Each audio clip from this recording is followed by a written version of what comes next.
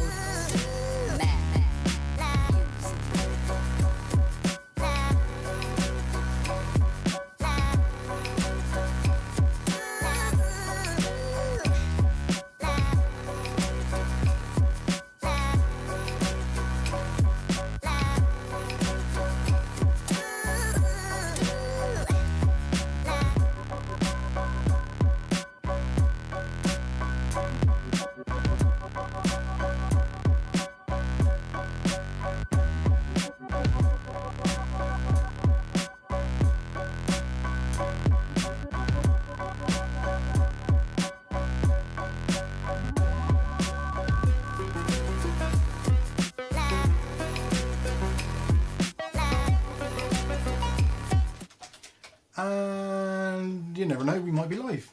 Good evening, it's Mike here at Mike's Unboxing Reviews and How To. It is Saturday the 16th of May 2026. It is approximately 8:15 here in the UK, and hopefully you're having all a fantastic weekend. Hopefully you can hear me and or see me. Echo? Is there an echo? Is there an echo? Echo? Echo. Is there an echo, or have you just got the stream going in the Discord as well? Let me know if there is an echo. Hopefully it's okay. Shirt mic is off. No, it looks like it's on. Hello?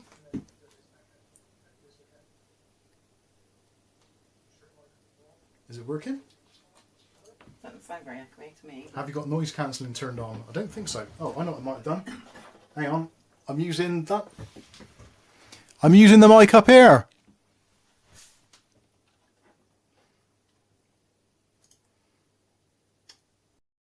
There we go. That should be better.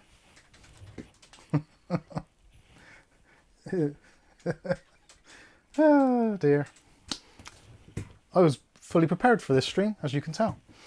And literally that was the last thing I changed. I thought, oh, I better quickly change that, because I just plugged the mics in. And there we go. Jeez, that was loud. Sorry about that. The microphone camera is not too bad, is it? Considering. I do use that as somewhat of a backup sometimes when I mess up some of the recordings. Anyway, hopefully you're all fantastic and having a brilliant weekend. It is currently pissing down here in the... Oh, I've just broke the chair again. I've got to change this stool one day. It is very much raining this weekend, so apparently next week is set to get very, very toasty indeed, which I'm very much looking forward to because I am fading away. Luckily the lights are doing me some justice, but it's looking a little bit bland. At least my my head's blended into my neck a little bit now. Anyway, O'Reilly says just sounds spatial and tinny. Oh, the other one? Does it sound alright now? Hopefully it does.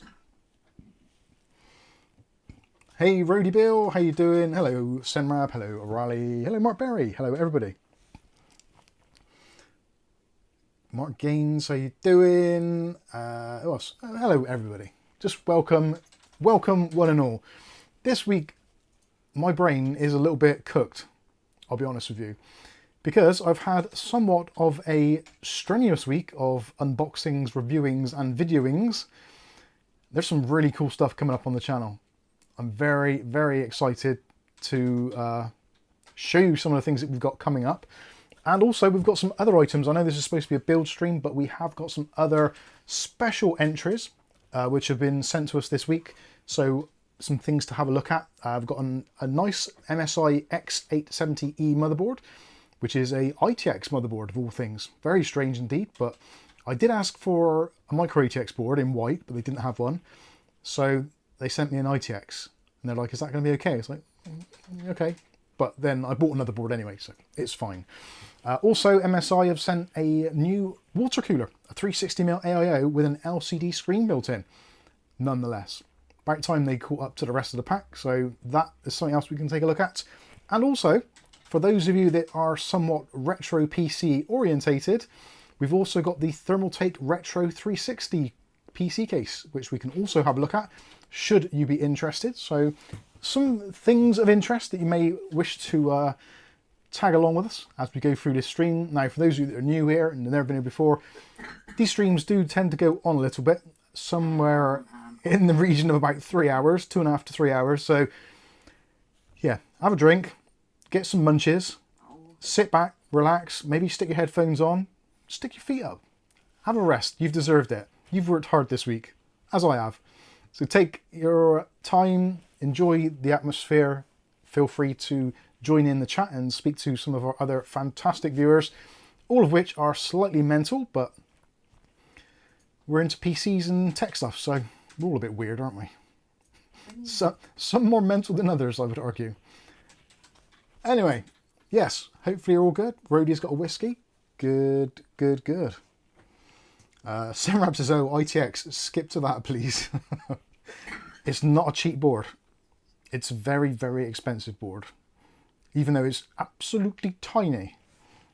But still, it's good. JDS says, yes, I'm mental. I might have said hello to certain people over and over. Kav's saying hello to everybody over and over.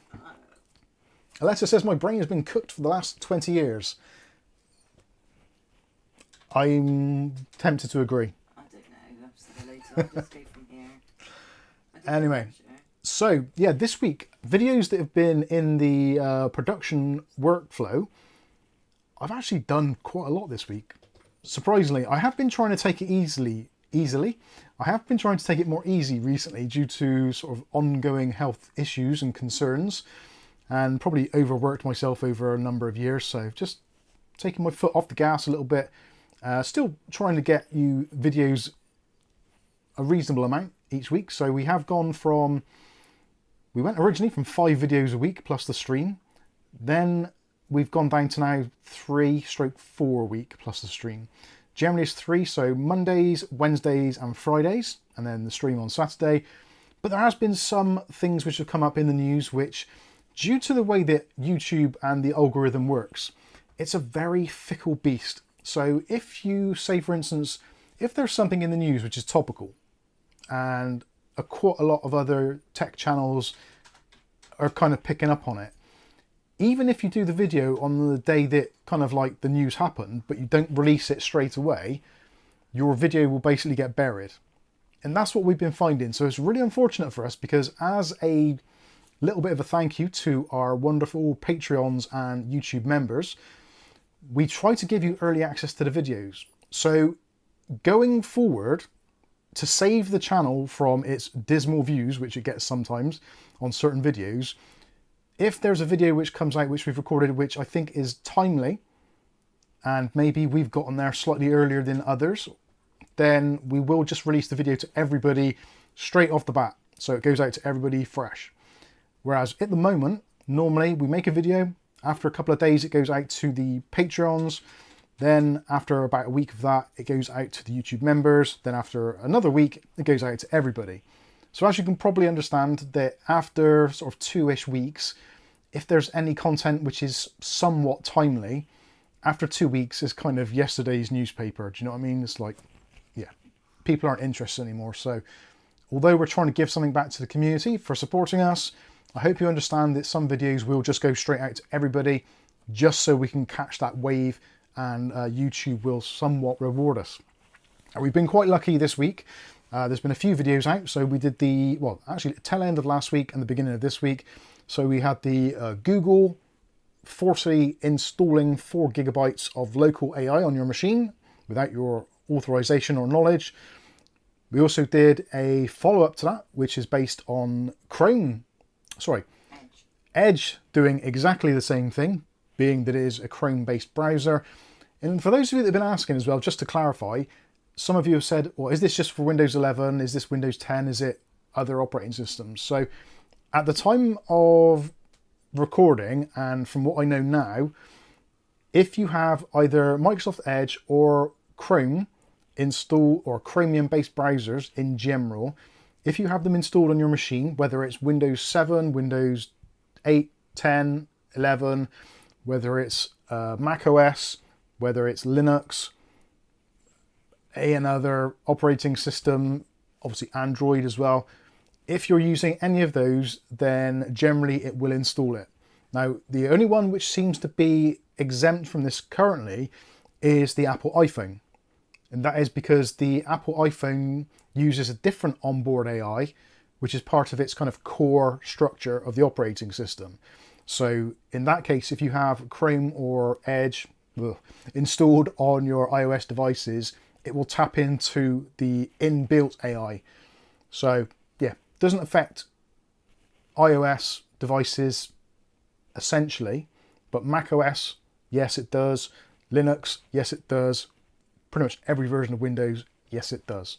So hopefully that clarifies for some of you that have maybe been thinking about it and wondering. I love it every single time we do a video.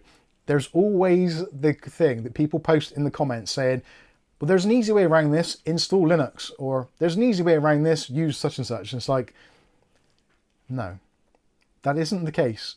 It is still the same. Just because you have a different base operating system doesn't mean that the applications you run on it will behave differently necessarily. So just wanted to clarify that. Sorry? Matthew Day. Does it do something useful, or is it just a waste of space? Now that is a very good question, and it's a very good argument actually, because the onboard AI model helps with certain things. So some of the things it helps with is autocorrect text, for one, which is kind of useful, I guess.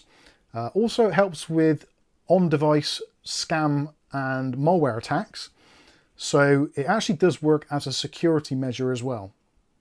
So for some people who seem to be rather prone to those kinds of things, potentially it's worth keeping it on just as that extra layer of security.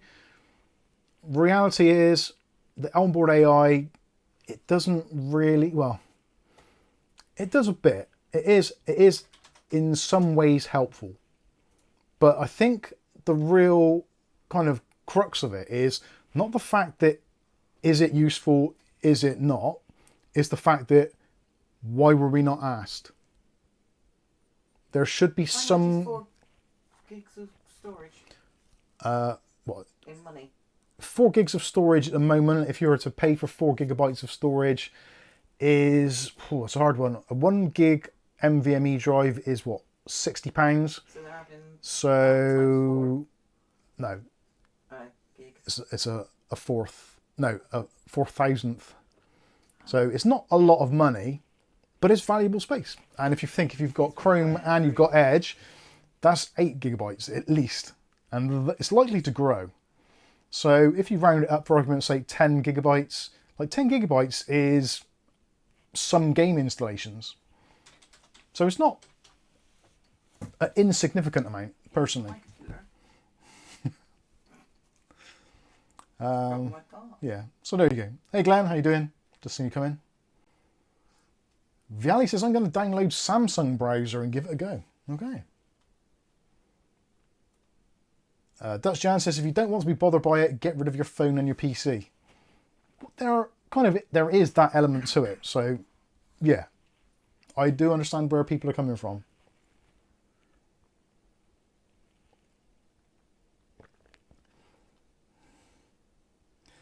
David Underhill says, buy a lathe and a MIG welder, do some metalworking videos. My mate Curtis posts a video on Fridays.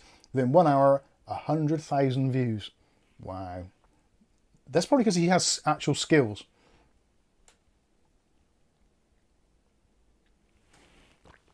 I would like to do something more practical on the channel, but I kind of like what I'm doing. That was the whole thing. When we started the channel, a lot of people have the kind of misconception that, like, what do you do for a YouTube channel? Because the thing is, if you don't do something that you're actually genuinely interested in and have a passion for and enjoy it to some extent, there's no way you'll be able to do it for a long term. The longevity, it will become a grind, it will become a pain in the ass, and you will end up just hating doing it. So if you have a hobby, i.e. painting, decorating, mechanics, metalworking, I don't know, whatever it is. If it is your hobby and you enjoy doing it and you're reasonably good at it or can get yourself across on camera reasonably well, then yeah, give it a shot. There's so many people that I hear about and I see where they start a YouTube channel and they start off really, really strong. But a lot of people really struggle to keep it going, the momentum long term. It's a very hard thing to do. Anything you have to do more than a few times has to be a passion of yours, otherwise you just will not see it through to the end. It's very simple. Or unless you're one of those people that does like an extraordinary video and you only do like maybe one a year. But then if you only do one a year, you won't get any money from it because you have to upload every 90 days on YouTube. Otherwise they demonetize you, which is quite sad actually, because there's a few channels I've seen over the years where the host has passed away and they've given the channel to their family or something, but they probably don't realize that it isn't like a perpetual thing. It's not like a musical royalty or something. So like if you write a song, you can pass the royalties on. It doesn't work like that. You either keep on keeping on, They stole my pension. or they steal it from you. Yeah. They get paid for it still. Yeah, they still put adverts and stuff on your channel and they still get all of the income from it. They just don't have to give you any. Or your family. Or your family, your Or if you friend, win it, relative, whatever. If you don't make Yeah. any for 3 months. So yeah, you got to keep going. So you may get reposts going on.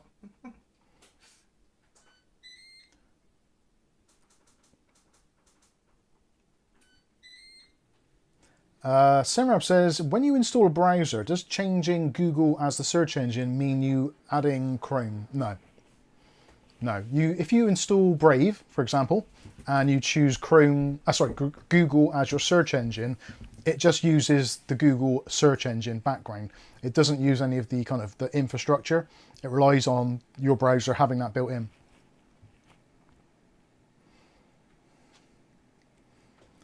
Hey Skystalker, good to see you. And for anyone else I haven't said hello to, say hello in the chat again because I must have missed you. I've missed you a week. I genuinely have. Firestorm's in the house. No, Firestorm is in the house. How you doing? We are doing well. Yeah, we're doing pretty well. Andy Davies says, what's the new black case? Looks snazzy.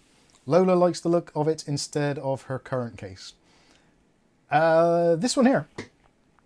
That is the Thermaltake View 390 Air. And yes, I do like it. It is quite a beast. It's got 2, 5, 8, 11 fans.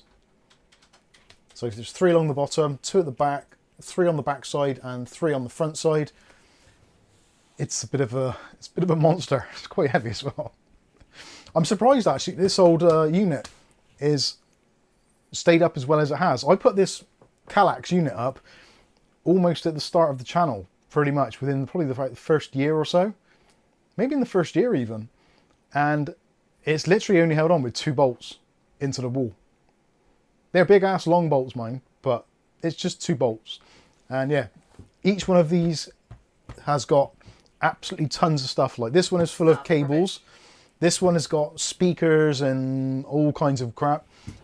This one has got streaming equipment, so there's all sorts in there, and that one's got camera equipment in it. Plus all the PC weight. It's crap. It's all crap basically. But it's a strong wall. Yeah, the wall behind is actually the supporting wall for the house. So this is like the main central wall, and above it goes up, and then the roof of the house actually comes down, like the roof goes down like that, and there's beams that come off of the roof and they sit on top of that wall. So yeah, I've always wanted to knock that wall out, so have just one big back room, but you'd have to put like a massive metal girder in there to support the weight of the roof in the house. So that's not going to happen, I don't think. Not for the foreseeable. I don't like not free rooms. Why is that wall not leaning? I don't know. It's a 1930s house. You'd have thought by now it's nearly 100 years old. Actually, that's weird to think of it. It's over 100. No, it's not. No. It's. 1938. I think. So Is it 38 or 34? 38. 38. Oh, so it's 90 then, basically. But It's an old house. they were built properly back in those days. Yeah, proper built house. This is. Solid. Well, There isn't that actually any- wall's not so solid. It's not even any cracks in the walls, is there? There's no subsidence cracks or nothing. Yeah, that's true. Oh, O'Reilly says, "Oh, Mike, I've missed you too. We'll talk more, but preoccupation with working on my base in June Awakening. I started to tinker, and now I will be at it for the duration of the stream. You carry on. It's your Saturday. You go for it." Cool Cat says, "I bet there is no such thing as a ass long bolt. No, there's a long ass bolt." Crypto KG says, "I was sad when I realised it isn't real brick." It is, but not. It is underneath. There's real bricks underneath there. Then there's about an inch and a half thick of really old cement-based plaster. Then there's about 3 layers of wallpaper and paint. Because I'm lazy and I didn't bother peeling them off, so I just, yeah. Let's have a change, just put some more wallpaper over the top of it. It'd be fine. April feeling. Oh dear. Abby Kate's in the house, how you doing? Really good actually this week. Speaking of the videos, obviously we had the Google one and the Chrome one come out, and we also had the one of the new version of CCleaner, which isn't CCleaner at all, but it's basically a better version built by Bell, which was fantastic. Clears loads and loads of space and it works really, really well. Very pleased with that video, and it did really, really well. Got some very good views on that, considering like where the channel's been over the last arguably 5 months. After Christmas, everything just really just fell apart as the DDR market and the not so much so, but the storage market basically imploded. And yeah, we've been, I wouldn't say struggling, but the views are definitely down. I think everybody across of YouTube, especially in the tech sectors, everybody's been saying it, that the viewership is way down what it used to be, which is completely understandable. It's one of those things you have to kind of pre-plan for this sort of stuff and have it in the back of your mind that even if you're coining it, as they say, you can't just rely on that, because you never know what's going to happen. And obviously the unthinkable has happened and is happening and looks like it's going to continue. And it does appear that there's a lot of companies, especially people like Cooler Master, people like Thermaltake, MSI, ASRock, Asus, Gigabyte, etc., all the names you can think of. Everybody is feeling the pinch, and it's just going to be one of those things. So yeah, it is disheartening when the videos don't get as many views as they did, but having said that, they're still getting views. Some views is better than no views. I'll take that. I'll take that as a win. And thank you for you all. Yeah, thank you all for helping out. And I must say as well, the last probably week and a half's worth of videos have all performed very well. So if it's down to you that are watching this, thank you all so much. Whether we just got a little bit lucky on the algorithm for a change, excellent. But thank you all so much for watching the videos and leaving comments and sharing the videos. Sharing is the best thing you can do for any video, because if you share it, YouTube thinks this video is liked so much that you think other people should see it. So sharing means much more than sharing is like the holy grail for YouTubers. Yes, Kath? Abby Kate, could you tell me what you would rate my starter PC? I'm buying a bit, it's the specs. Yeah, I probably could do. Yeah, do a little list and we'll see. Is there? I can see it, but I can't see all of it. Alright. I can see a monitor. Oh, it's all coming in. Monitor sounds good.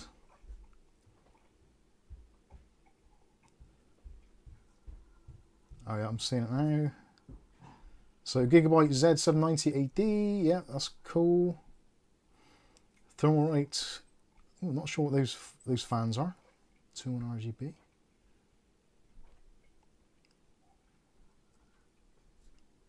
13900K. Yeah, that's a decent PC. 13900 is basically a 12900 on steroids. Yeah, it's a decent processor. More importantly, if you're happy with it, that is the main thing. What graphics card? Sapphire RX 6700 XT graphics card. Now that is ironic because that is what is going into tonight's build, which I have here.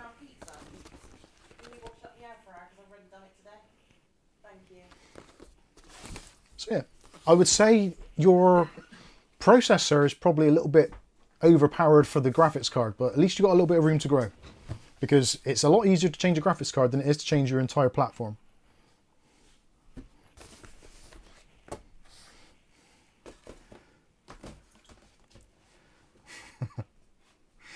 So yeah, sounds good. Sounds fine. And what have we got? Yeah, decent amount of RAM as well. Happy days. Cool Cats is great segue, Mike. Not too bad, not too bad. Trying to find a better GPU, but can't find one on AliExpress. If you want to find a decent priced GPU, head over to our Discord. If you're in the UK. I'll put the link in the thing. Go into the bargains chat and just look at the eBay bargains. There's been some serious graphics card deals coming through. And actually, weirdly, there's been some really good NVMe deals. I managed to pick up two 2 terabyte drives for just over £100 each, which you're paying almost £100 for a 1 terabyte at the moment.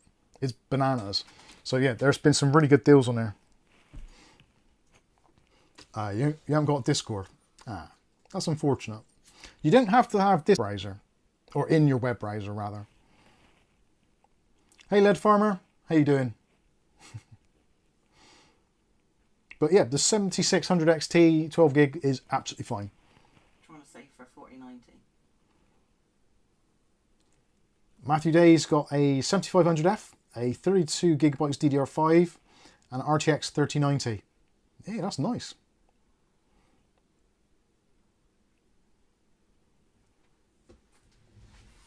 Good stuff.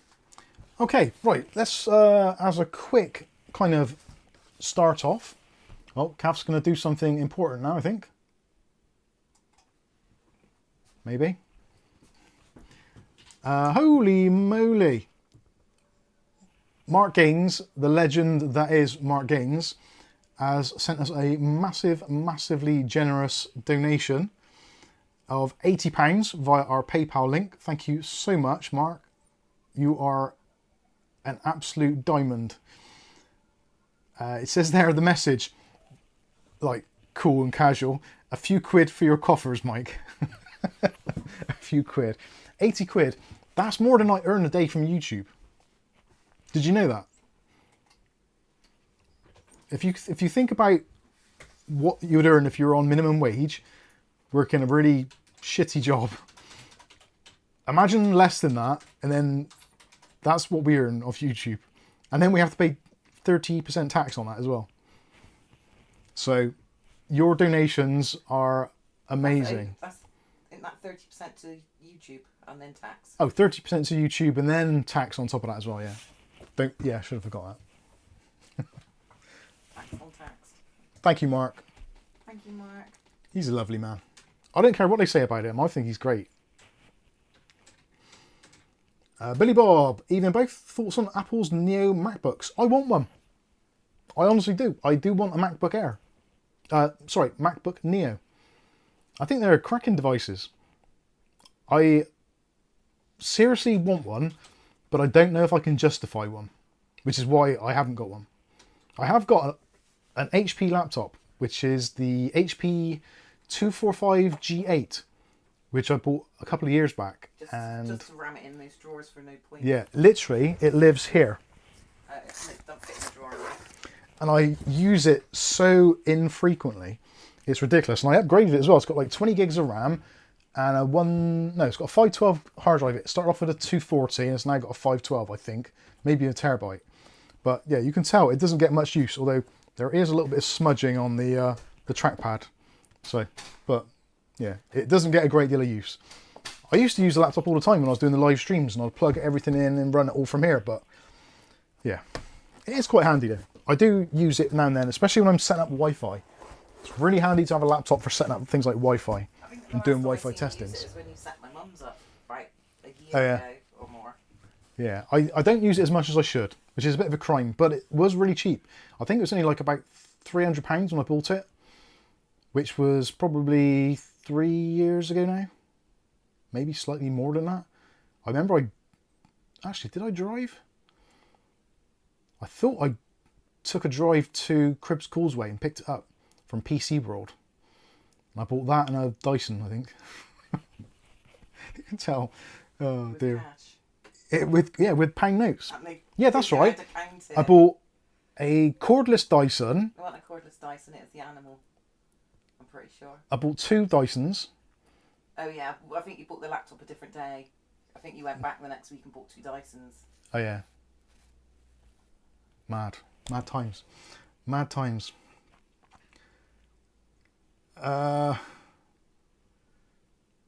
100 and no, it's 20 gigs of DDR5.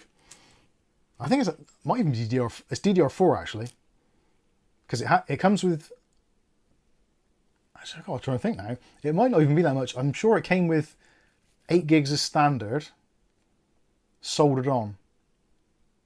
I'm sure I added another 16 to it or something. Yeah, 24 gigs of RAM I got. Would it have even been that laptop? I I don't think know. that's the previous. I'm not sure actually. I That might be, would have been from 20. yeah, I think I'm mixing it up now. Dutch Jan says I already have 9 PCs. If I get Macs now too, I'll end up divorced. I might be the same. Kath hates technology with a passion, I like didn't used to. more than anyone I've ever met, almost. You know. It's just getting so frustrating. It is a very much It's pain all in the this ass. logging in and they log you out. Well, just leave me logged in. And I don't want to be on my phone when I'm on my computer. Sky says Mike bought something in cash. I always use cash. Always. Whenever possible, I use cash. And if I go to a place where they don't accept cash, I walk out. I don't buy unless it's like I have to. People don't like it, but I think we should try and keep cash alive. There's way too much scary stuff going on with AI. David Underhill, you are wrong. When AI takes over, or when you go to the supermarket and they say, sorry, you can't buy that today, or sorry, our systems are down, like, what do you do? We've had it quite a few times here in the UK where various different banks have been down at different times, like Santander, Co-op system. And Co-op Systems.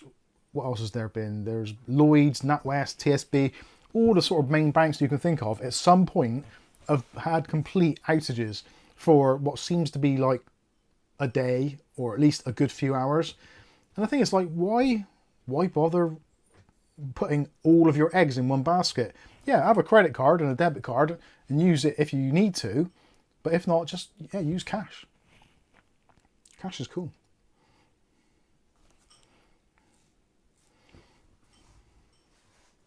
if you think you're moaning now about YouTube taking 30% and Yeah, Amazon that's true, taking the yeah. other 30, when it's all digital, they'll be taking a lot more. All these companies will. It won't be free to tap your card. Yeah. Lead Farmer says, have to make sure small shops can deny tax sales. I think there probably are shops that do that. We don't use cash in order to try and cheat the system. We use cash as a means of, like, if you have a £10 note and you spend it somewhere, it's still a £10 note. It remains a £10 note. It's always worth £10. If you go to someone else and someone else then buys something with £10, it's £10. But when you're using digital currency, generally there's some sort of processing fee, whether it be through PayPal, your banks, whatever. Obviously, there's some that don't. Transaction fees. There's some that don't do any transaction fees at all, and that's great. That's So fine. far. But it's only a matter of time before that changes. Much like AI. Like AI was free to begin with, then we're going to have a subscription charge for Just it now. like Google Photos and Yeah. Google Photos, OneDrive, Snapchat, Facebook, all these things, they all start off nice and free and yeah, this is very nice and convenient, but they always at some point throw in some way of monetizing the system. That's the way the system works. And when they do that with, like, you've got £10, you spend £10 at your local shops, the local shops have to put aside however much money that is from that transaction to the payment provider, etc., etc., and it carries on. It just erodes money. Banks get it all. I think personally, like you spend your money however you want to spend it. I honestly, David Enders it's said entirely up to you. always 10 quid until someone steals it or is a fake note. But yeah, you can steal digital funds just as easy. If not easier. It's probably easier because there's a lot of people that use digital currency and have got no idea how to use a phone or a laptop or a computer, and they get some call center phone up saying, "Oh, we're from the bank. Just check in because there's been some unusual stuff on your thing. If you could just give us your username and password." Prince's got some money for you. Yeah, and before you know it, the next thing they've had like a couple of grand stolen from their bank account. And fake notes are so easy to see. Yeah. Even Stevie Wonder could see them. So yeah, I've lost pound notes before. I went to an engagement party with Kath years and years ago, and she gave me the money. I put it in my pocket. It's £30, 3 £10 notes, I think it was. You could get really And because you could get absolutely wrecked on £30 back then. And somehow between me leaving the house and getting to the pub, I lost the money. But it's the thing, it has happened. But my mum gave it back to you. you can quite easily lose money. Anyway, let's... Dave says, even all nice ninja glove, Mike. Yes, my wrist, it was swollen up again. And I got to take a case out of the box in a minute, so I'll put it on. I'll take it off after that. All good. Dave Another says, if you pay cash, the retailer has to pay for secure means to bank it. It still goes straight to their account. Cash security is expensive in Australia. It is, because they don't want cash. But they could easily pay their staff with the cash. Yeah. And they don't have to interfere with the banks. There's various ways around it. Like, there's pros and cons for both. I think that we should have full access to both. I don't think cash is better than cards. I don't think cards are necessarily better than cash. But I don't want to have one or the other. Or the other. I want there to be a choice. Because it's about choice, isn't it? Everything's about choice. Aleta's got a very good point there, which I can relate to. You can't lose money if you've got no money to lose. Exactly. Dave says Mike's hair never grew back after he lost the £30. Stress overload. It's not far off that. Not far off that. Yeah, that's an advantage of cash as well. You know exactly what you have and what you can and can't spend. Because unless you want to go into debt with your bank or whatever, but it's hard to do. And let the banks profit off you again with interest. Michael says, pound notes, you're showing your age now, Mike. Pound notes were... I've still got some pound notes. When were pound notes taken out of circulation? 80... No, 9... Would have been... Was it in the 80s or 90s? I think it's probably late 80s. Must have been... Yeah, because I remember the pound coins were in about 84. 85, maybe. So pound notes probably were taken out of circulation around that time. Wow. Yeah, because I was in junior school when pound coins came out. Hmm. I bought some in 98. £4 notes in sequence order. JR5XF says 90s. Was it 90s?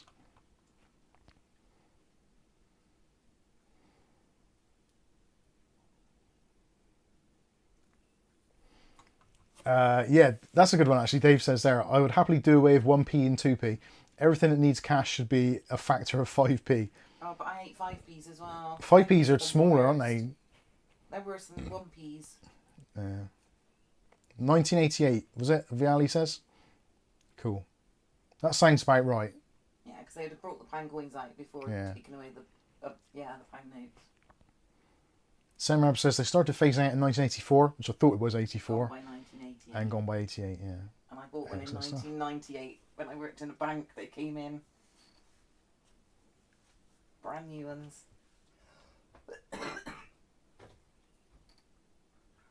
Interested reading the chat. Right, let's get on, because time is a ticking.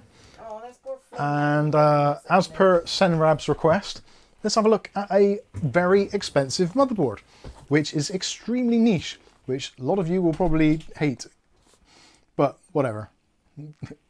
This is an inclusive channel, so we try and look after everybody. Flame, you can't barge the little girl out of the way. There we go. So this is the MSI MPG, or MSI Performance Gaming X870i Edge TI Evo Wi-Fi. I think they've actually gone to the school of monitor manufacturers to get the model name for that. So yeah, this is bizarre. So this has 3 NVMe connectors, it has 40 gigabit USB connections, a 64 meg BIOS, 5 gig LAN, Bluetooth 5.4 and Wi-Fi 7, Gen 5 throughout. It's pretty nuts. But bizarrely, it's only got an 8 duet rail power system. Duet. So is that an 8 plus something? I'm intrigued. Let's get the overhead on this and hopefully you can see it. And actually, let's put some extra lights on because darkness is a thing. And where's my remotings? Let's zoom in a little. Okay. So let's have a look, see what we get. So there is a motherboard, which is absolutely tiny because it is ITX. What does TI stand for? Titanium. And Lian has said there, if you find one, Bank of England will still exchange it for face value. Yes, You that is just have true. to find a bank Yeah. to be able to take it to. If you find a bank, you're doing all right. More chance of finding a pound note than you are a bank.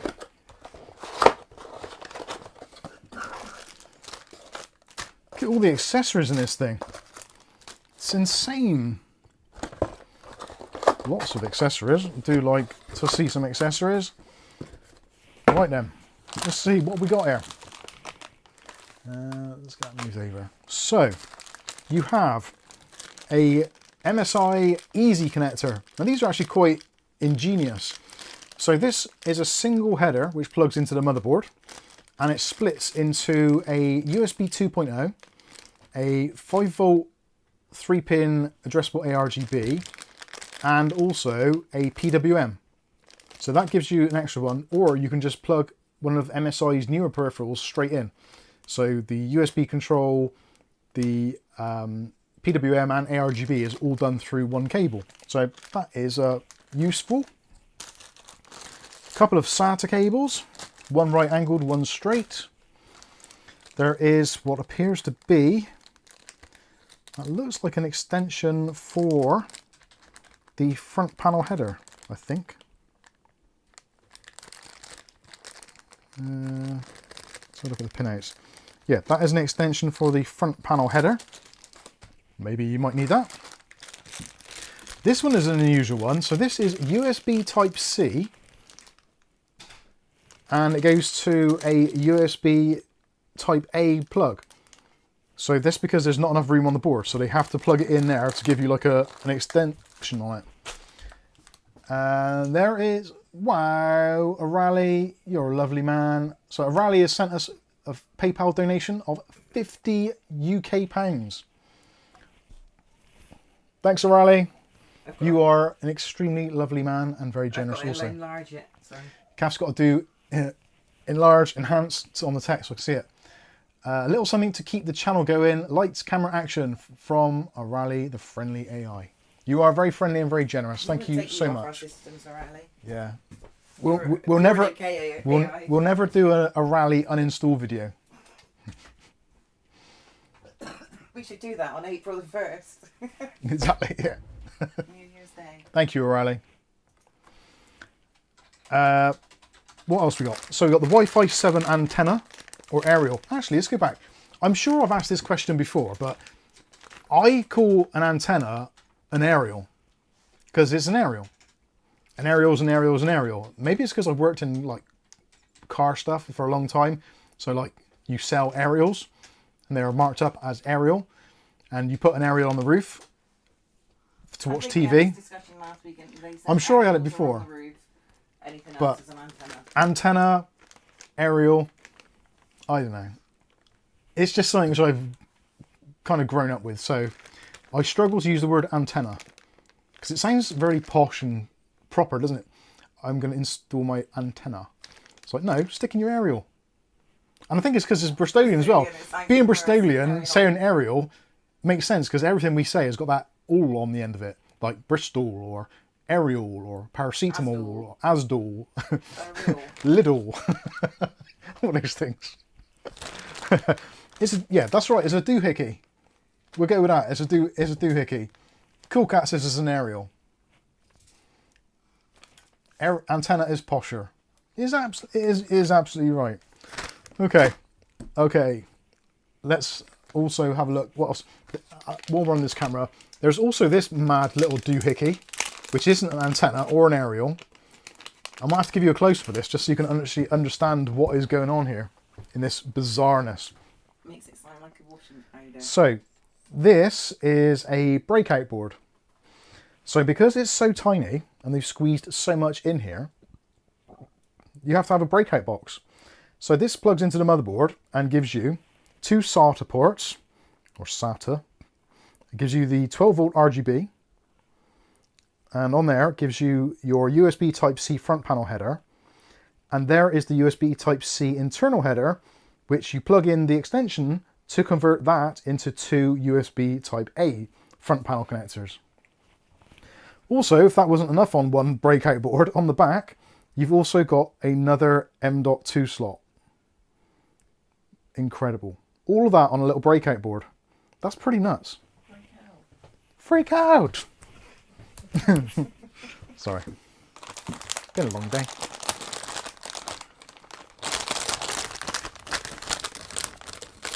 Leo from Kit Guru calls it really posh antenna. I'm not posh. So, here is the motherboard in all of its cuteness. How sweet is that? And it's in white as well. Which, yeah, no doubt there's going to be a premium for white.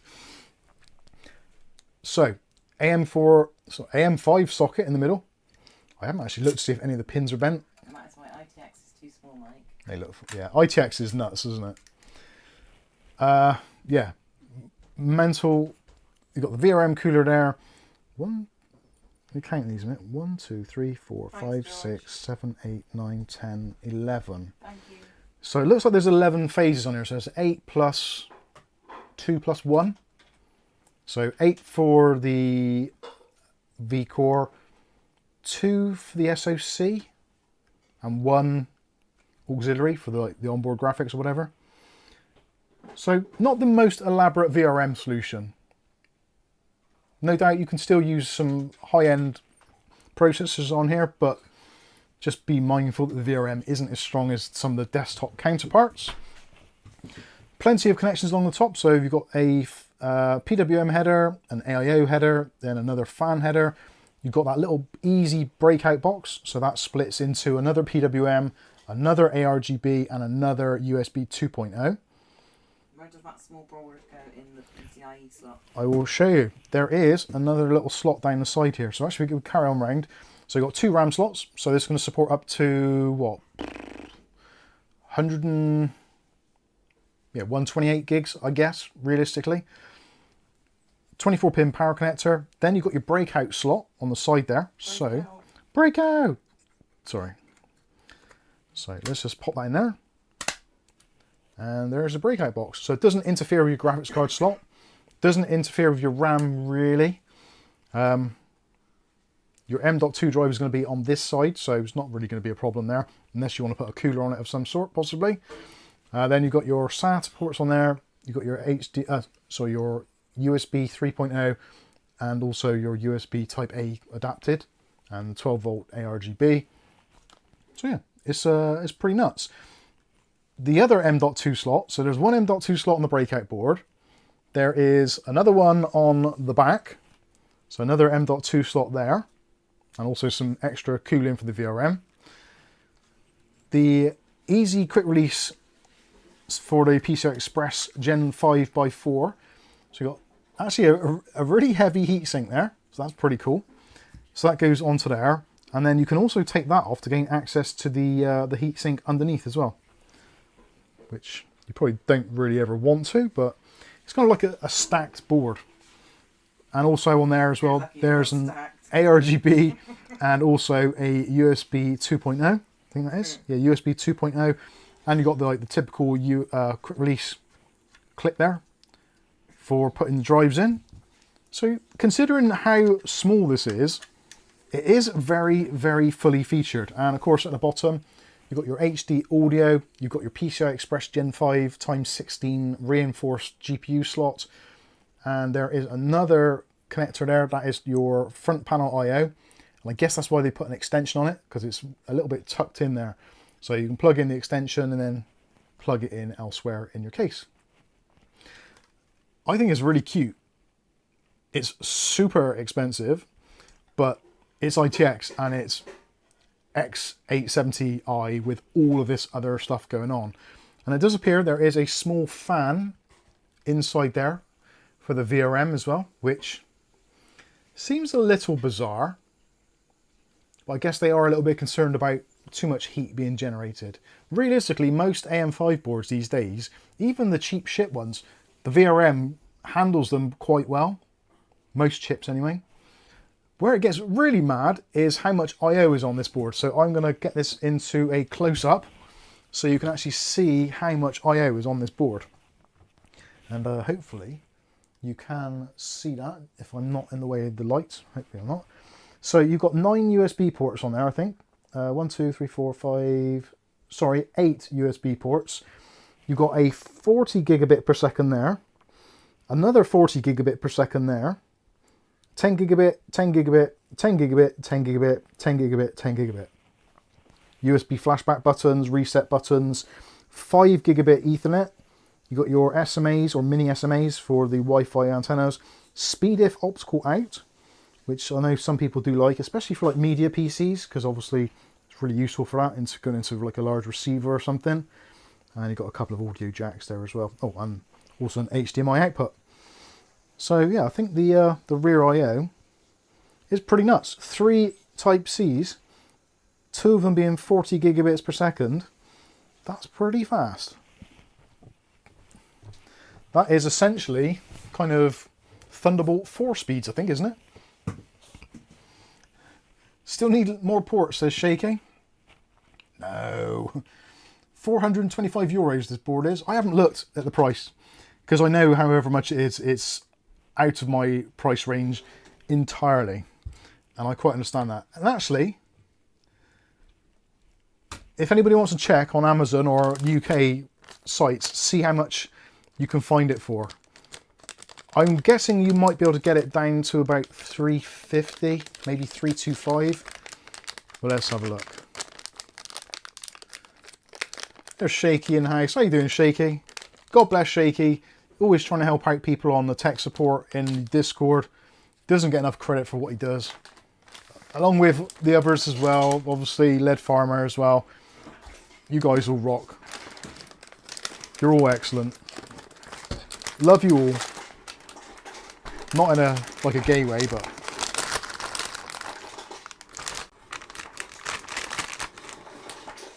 holy golden connector, Batman.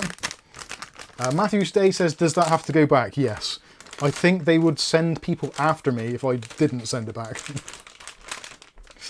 be honest with you, a lot of the stuff we get for the channel does have to be returned. So I know that when a lot of people watch YouTube videos and you see people getting all this cool stuff, you think, oh, they're so lucky. It's like, well, if you keep it, you have to pay your taxes on it, because effectively, if MSI let me keep this, from what I can tell, I'm not too sure exactly, but I'm pretty sure if they had a specific video they wanted me to make on this, I would have to pay the tax based on what this is worth.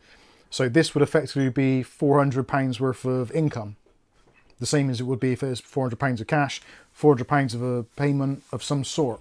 So it's, they kind of class it as like a payment in kind. And the law is very grey on it. And there's lots of ways that people can get around it or kind of not do it. So the theory is, like, say for instance, a viewer sends me, I don't know, let's say a case, PC case, for example. So because you're a viewer, you've just sent me a PC case out of the kindness of your heart, then there is no financial motivation whether I make a video or not. And that is assumed that both sides are feeling the same. So if you are then doing the same thing in your business, if you just send something randomly through the post with no previous conversations, no emails, no review guides or anything like that, it just turns up, then that is effectively a gift, because there's not been any interaction to suggest that it should be used in some form of promotional work. But if they send an email saying, are you interested in reviewing XYZ, and you accept it and you get to keep it, you have to pay the tax on it based on its retail value, even if it's a sample. It's a really, really weird setup, and I've been very lucky over the years that a lot of the stuff which has been coming through the door, especially from the likes of Thermaltake, etc., Adam would just send stuff. He wouldn't even like message me or anything and just say, well, nothing had happened. And all of a sudden, UPS would come to the door. They'd be like, oh, you are, got a delivery. Porch filled. Yeah, the whole porch would be filled up with stuff, and they'd be like, ah, right, okay. Then I'd go to the computer and say, hi mate, just checking in, just had a delivery. What's this about? So in that instance, it's not tax liable, because essentially they just sent it as a gift. It's up to me if I want to make a video on it, because there's not been any kind of prior engagement or any kind of, what's the word I'm looking for? I can't think what the word is. But yeah, there's no prior arrangement. So it's all basically like, if I want to make a video, great. If I don't, just keep it, do whatever. So yeah, that's the way that it's much better. So any companies, if you want me to review your stuff, then just send me it. Don't ask questions, just send it.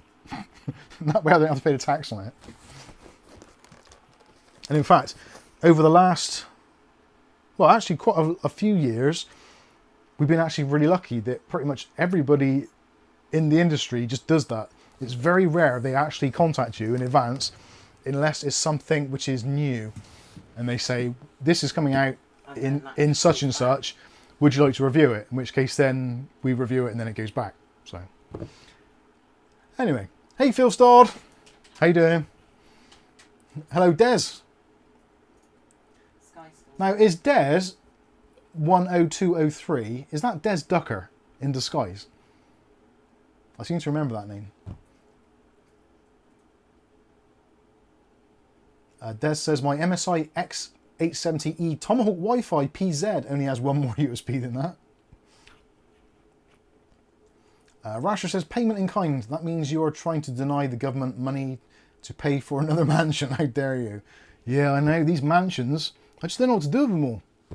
That's why you've got to fill those drawers up behind you. That's why I've got to stuff the drills under the table. That's why when it comes to Christmas, I've got to take everything that's under the table and put it up into our bedroom so we can eat it at our dinner table. Dutch Jan, Mike's Unboxing, would you like to take a look at the MSI MPG Z890 STI Wi-Fi? Thank you very much. Don't mind if I do.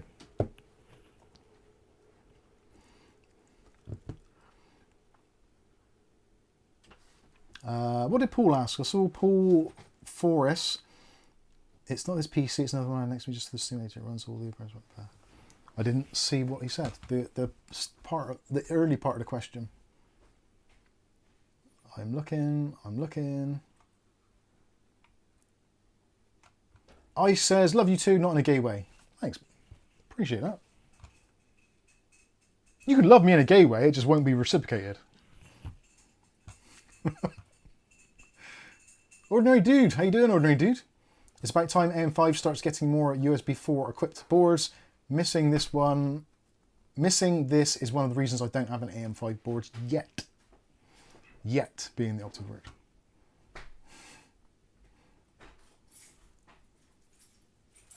Dutch Jan, Amazon UK, £418.99 of your English sterling pence.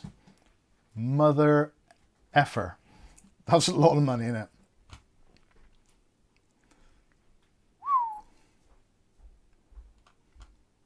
Lead Farmer says, I want to get Mike to try and flash a boss with the programmer one day. It'll happen, but I don't know when.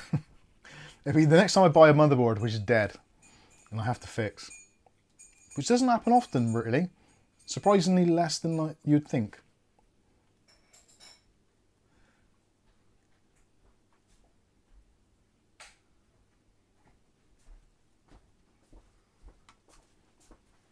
Greg says, although I just bought a new MSI 27-inch monitor, I would buy another brand of motherboard solely based on my last MSI build.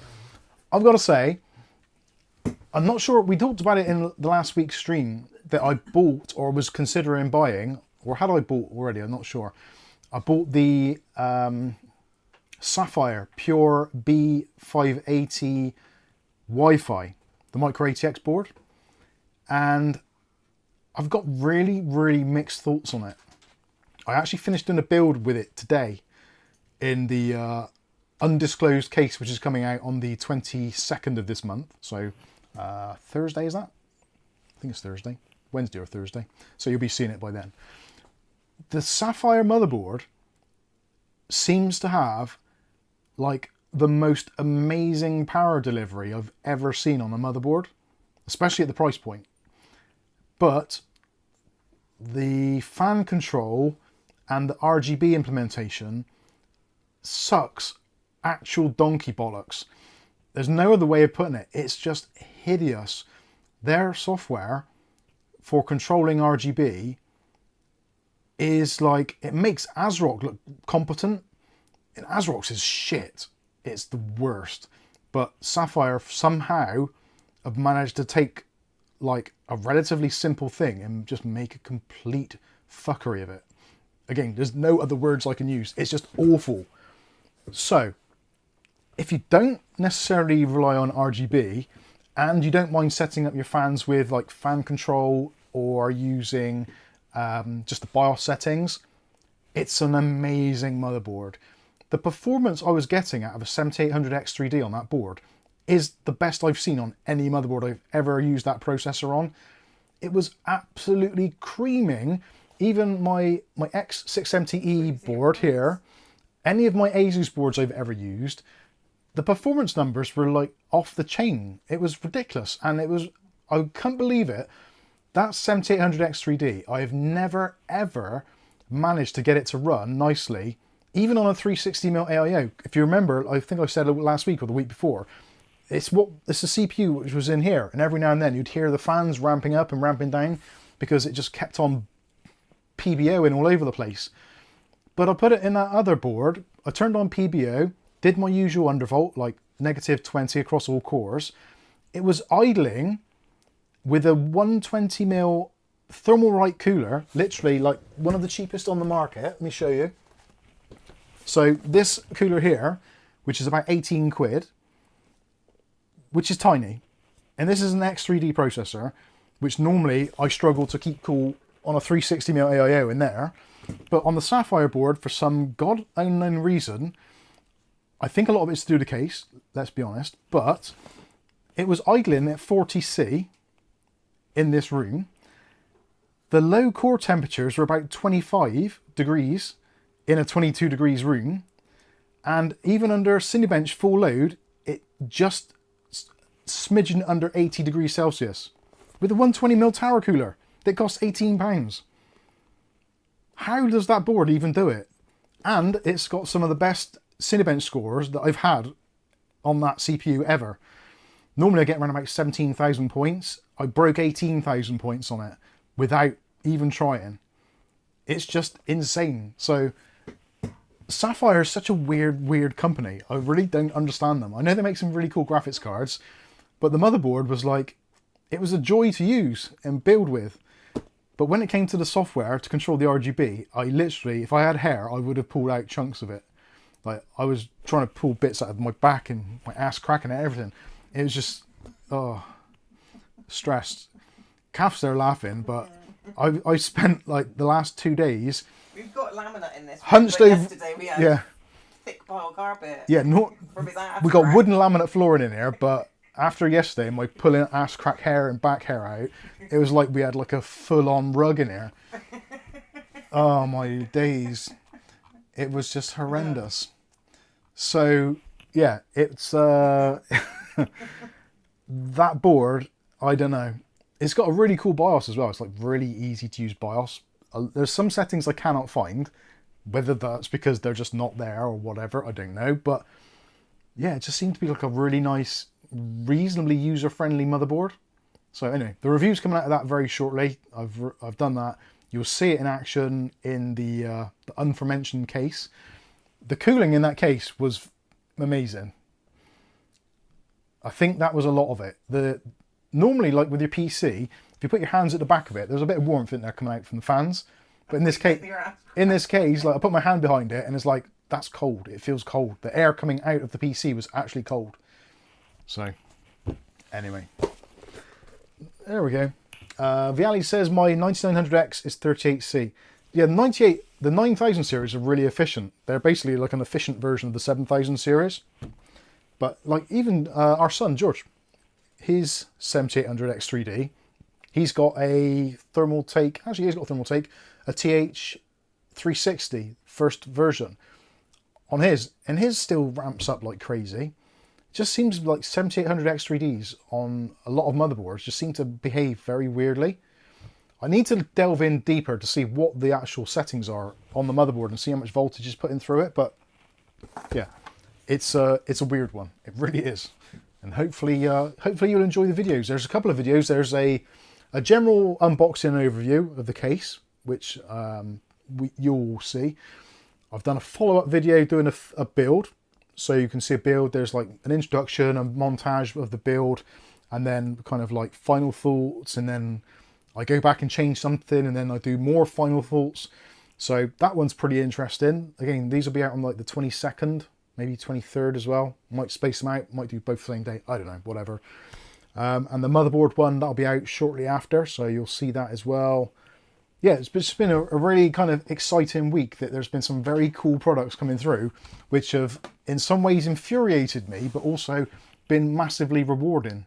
To get a nice deep pile carpet. Nice deep pile carpet. Sky says, if it feels cold, then maybe there isn't a good thermal transfer. Well, that was my assumption, but the fact that the CPU is remaining like ridiculously cold on a really budget cooler, I don't know. The heat just seems to be dissipating somewhere. Like the graphics card, I had the Sapphire 9060 XT, which is only a twin slot card, twin fan card, and that was idling at 25 degrees in a 22 degree room. And that's with the fans off. It's just like, this case just seems to be moving all of the air. And quite funny actually, when I was doing the testing, I had it here and I took the glass panel off and Kath could feel the air. She didn't even know what I was doing because it's so quiet as well. The fans were ridiculously quiet, but they moved an absolute ton of air. It's just a great case. It really is a great case. I can't wait for you all to see it. Most of you are going to hate it because it's micro ATX and it's $70 or whatever the UK price will be. But yeah, it just turned out to be amazing. Anyway, moving on. Model Citizen. Mike's Unboxing. Is RGB management software secure to use now? I heard there were security issues in the past. Yes, they've most of them have moved over to the new Pawn.io, which is like a new interface. So the previous versions have pretty much all been removed from a lot of RGB software. So Signal RGB, Open RGB, things like Thermal Take TT RGB, MSI Center, etc., etc. A lot of them now have switched over to Pawn.io, or using their own internal kind of custom solutions for it. But yes, you shouldn't have any real security issues now with RGB software. Yeah, there's more security issues in the operating system than the software for the RGB. Sky says, if the CPU and GPU are cool, then it works. That was my take on it. David Underhill says, my new Lian Li 217 case can blow too much air. It was blowing my paperwork all over the place. It's, yes. Those Lian Li 2... I got the 2... Have I got the 207? Oh, I got the 207 digital. And yeah, that thing, when it wants to, can create a small hurricane. Right, next thing to have a quick look at before we start doing the build, because I know time is slipping away. This one is, again, this comes from MSI. This one, I'm not sure if I'm going to end up keeping it or not, or maybe doing a giveaway or something. I don't know. Whatever. We'll see. So this is the MAG Gaming. So MSI Arsenal Gaming. Is it actually oh, sorry. No, this is the MPG Performance Gaming. So this is the Core Liquid P13 360. So 360mm AIO, uprated new fans. All the fans are kind of daisy chained together, so all in one block connector. You've got this new pump head, which has got a digital LCD readout. Doesn't really do it justice on the box for some reason, but on the back, hopefully you can see it. So you've got options for showing CPU temperatures, time, date, etc. Other various things that you want to do. 2.1-inch LCD screen. So yeah, not overly in your face, but enough to get some information. CPU temps, GPU temps, time, dates, etc. Various different layouts.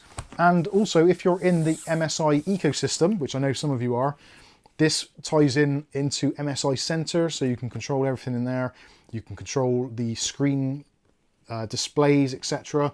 So yeah, if you're into the MSI ecosystem, this is going to be great for you. If you don't plug it in to the MSI Center ecosystem, it just shows you the temperature and also the logo. It kind of flips between the two. So you don't have to use the software. I think realistically, it's probably a good idea to do that.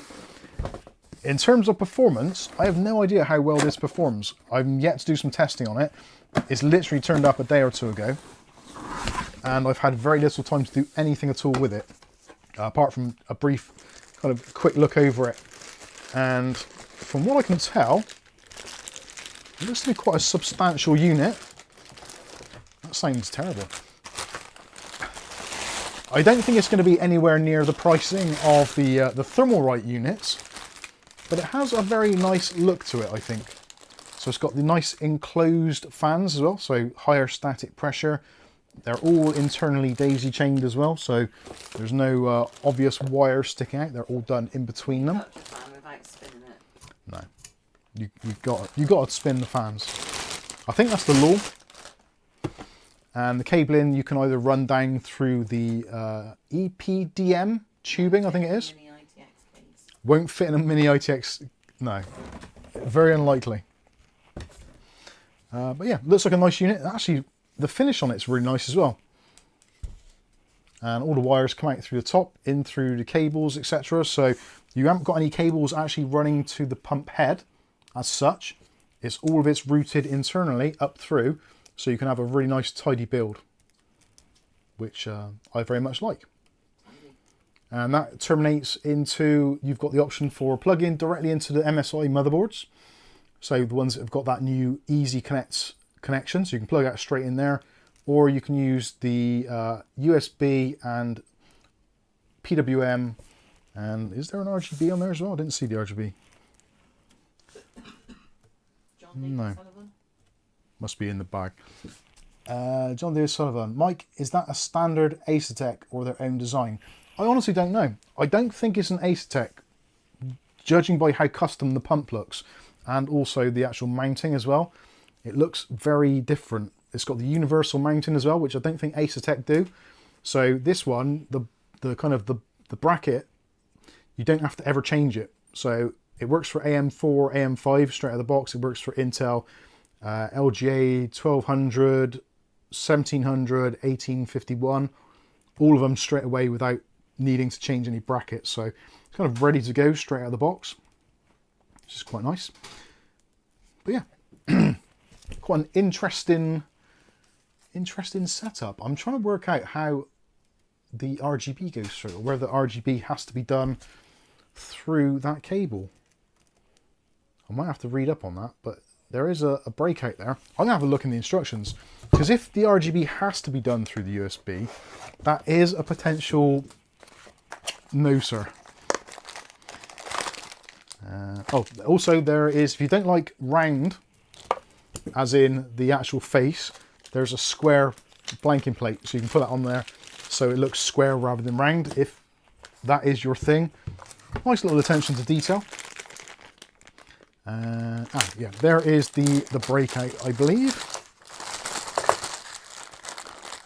So that one there. Yes, that's the one. So yeah, the Easy Connect connector, which is on there, you can plug in, and then that splits it into PWM and standard ARGB. I'm glad that's in there. I was thinking for a minute it wasn't, but it is. And you've got all your mounting brackets. You've got some thermal compound made by MSI Zing. I wonder who makes MSI's thermal paste. David Underhill will know. David says, Mike, the breakout is the Easy Connect. Yes, it kind of only has half of it on there rather than the full thing. And it looks smaller than a normal Easy Connect. There's only 7 pins on there. I'll have to have a closer look on the motherboard. But anyway, you get the general idea. What appears to be a performance water cooler for MSI. Nice to see them still doing stuff. Thinking of the future.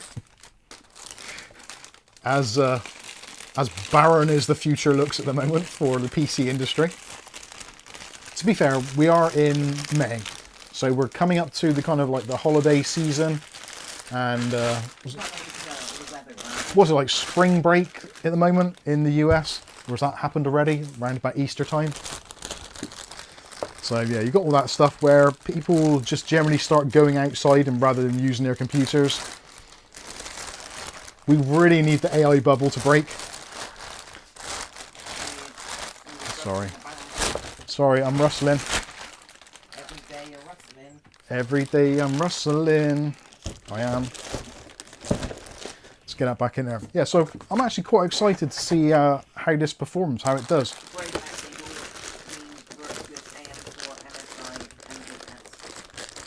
The breakout, the Easy Connect works on MSI boards, but there's also like a splitter which you can then convert it to normal PWM and ARGB.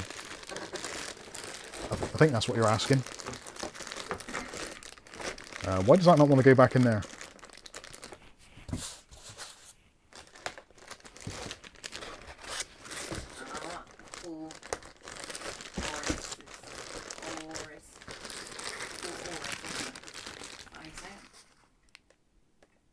He's asking, are you English or American?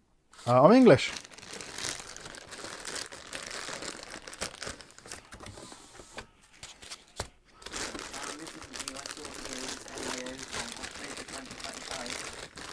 Really? And it's finally found its way over to the UK. Nice. Oh, where did that go? There's things in here which I don't know where to put them. Darn horseshoes. Where was that in the box? No, it couldn't have been in the box, surely. It wasn't, don't call me Shirley. Ah, there. Goes in there. And that goes in there. No, that doesn't go in there. Oh, for God's sakes. So the connection is not interchangeable? Yes. The connection is interchangeable. So you can use it on an MSI motherboard directly onto the Easy Connect, or you can use it onto an MSI motherboard using the 5V ARGB and the PWM, or you can plug it in to any other motherboard using those as well. Right, I can't get that to go back in there. Calf, help. I don't know how I got it out. I'm back. Right. I've deferred to Calf's superiority. Fat one of them. Sorry? Fat one of them. It's not a Buston halter. John says mine is different then. I'm not too sure. My MSI mortar has a different Easy connector to the one that came on my ATX Tomahawk.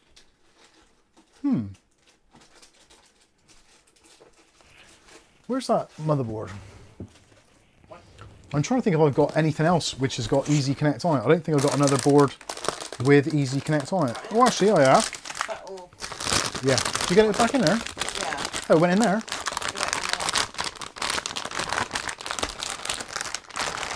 It's not as obvious as it looks, look. There's a divide, there's a soap on it. Ah.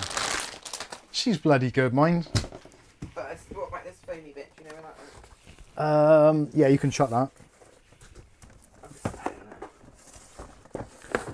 Oh God. Right. Like jigsaw puzzles. So let's have a look at the Easy Connect on there. And I'll have a look at the Easy Connect on here. It could be that Easy Connect on some is different, but I was assuming that Easy Connect should be the same across all boards. Or maybe it's like Easy Connect 2.0. So that's, we're looking at where's the Easy Connect? I'm sure this has got Easy Connect somewhere. Easy Connect. Easy Connect. So yeah, there's Easy Connect connection there. And yeah, that looks like it's got 10 pins. 1, 2, 3, 4, 5. Let's get a towel for you. 5 plus 6, what's that? 11. I think then. So yeah, that's got an 11 pin Easy Connect. And this has got a... Yeah, that's got the same. 12 pin. 11 pin. I really don't want to get that back out. So I'm not. I got you. Dipsy. Yeah. Easy Connect connections should be 11 pins. I know why that one is slightly different. Because you plug in the USB 2.0 separately. Because the Easy Connect plug on there is just for PWM and ARGB. So the USB 2.0 is separate for some bizarre reason.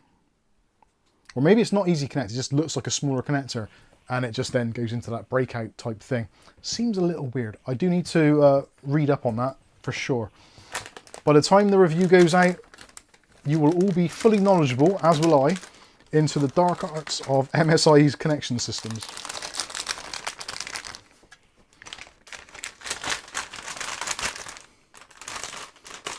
Hello, David. I'm slightly weirded out by the thought that someone thought I was American. Is it because I'm wearing like a wrist support? I'm in the Bloods and the Crips or something. John's gonna send me the pictures on Discord. Yeah, that'd be cool, and I will have a look later on. This motherboard. This is my. This is what used to be in the PC behind me. This used to be the stream PC. So this is the Edge Z890 Ti Wi-Fi. This is an insane board. This is basically the bigger brother of that other board we looked at, the ITX one. Same sort of chipset and stuff. But I have got the Thermaltake Retro 360 case. And I think because it's a beige box, a white motherboard inside it might look quite weird. So I'm very tempted to do that. Sorry for loud noises. Every single stream. Especially when AI noise cancellation is a thing. Sorry. Right. So without further ado, let's get on with the build. I think. Bristol Massive. Hey, model citizen. Paul says you should have been wearing gloves, my friend. Why? Oh dear.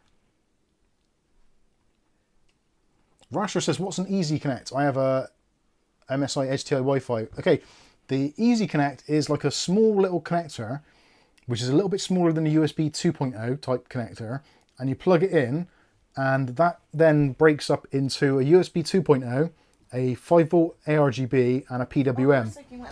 And the idea behind it is that you can plug in some of MSI's new equipment, especially stuff with like LCD screens where it needs USB 2, or you can just use it as another output for PWM, RGB, or another USB 2.0 output.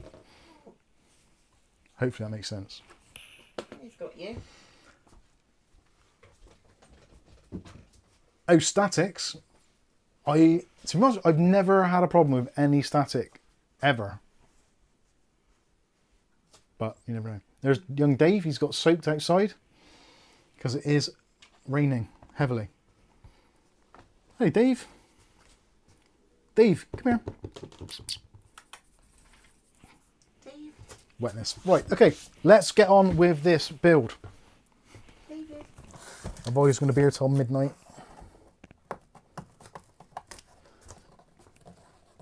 And I'm just going to get the case out of the box. Actually, first of all, before we start that, being that Dave is there, Dave, chase after that. Let's start with the motherboard, which is here. This was a gift from the lovely Andy Archer. Get away. So, now before you say it, yes, I know it's an A620, but overclocking, more or less, is pretty much dead. Like most processors these days, they just do the best they can based on the voltage, the amps, the temperature, or the frequency limit. So overclocking is kind of somewhat of a dying art. And these days, probably even more so, because just people just want to put together a PC, play games and be done with it. The old days of overclocking are more for the niche or for the select few. Like Glenn. Glenn loves overclocking. So this is the motherboard we're going to be using, and this is a micro ATX because we are putting it into a micro ATX box. And inside this wonderful box of tricks is a lot of the key components. So the processor is an AliExpress special. This is a Ryzen 5 7500F, which again, for this sort of platform is going to be absolutely fine. And bizarrely, this chip will keep up with sort of like the 5700X3D, 5800X3D in some titles. So it's no slouch by any means. Even though it's an F series processor, it's still pretty potent for what it does. It's going to play games very easily indeed. When it comes to RAM, again, RAM is like a ridiculous commodity at the moment. So I have got a kit of 2 Crucial Pro, which is linked in the video description. These I actually managed to pick up almost at the tail end of the RAM, like good pricing, and this was a very late deal. I think I paid £90 for these, which is excellent because if you buy them now, realistically, even on the used market, you're looking about 200, 220. If you buy them new, if you can find them, you're looking closer to £300. So I was very lucky in that regard. Now, when you buy something cheap and you sell it on, the immediate thought to everybody watching is going to be, oh, you'll make some money on that. But the reality is, it's very much like buying a house. If you sell a house that you bought for, I don't know, £30,000 years ago, and you sell it in the modern times for like £300,000, you haven't made £270,000. But the government will tax you on it. Yeah, the government will tax you for it, especially if you pay cash. If you have to then buy another house, you're going to buy another house at those current inflated prices.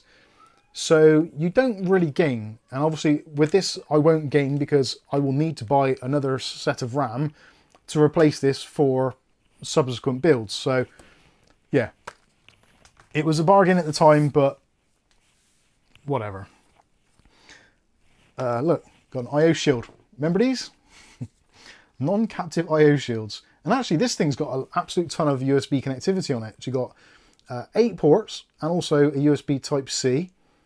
Plus you got your Wi-Fi and all that on there. So yeah, for a micro ATX board, it's absolutely fine. Where my dilemma begins, and I want your feedback from this because I'm really not too sure how to proceed. Obviously I can change after. But when it comes to actual storage, so the options I've got available to me are, I've got a 240 gig NVMe, I've got a 500 gig NVMe, and I've got a 2 terabyte NVMe. I'm not entirely sure what to do. I'm thinking because this is technically going to be a kind of a lower entry level system, I'm thinking of doing a 240 gig primary drive for Windows and like smaller applications, and then put in a secondary 500 gig drive for games. Or do I not bother with the 240 gig at all and just put in the 500 gig and be done with it?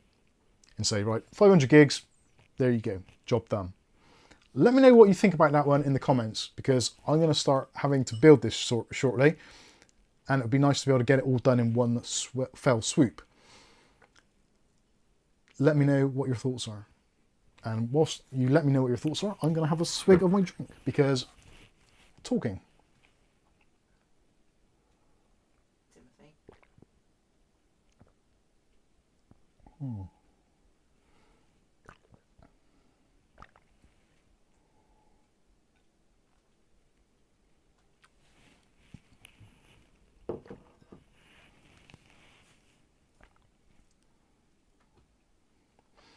Shaky says put one 500 gig in there.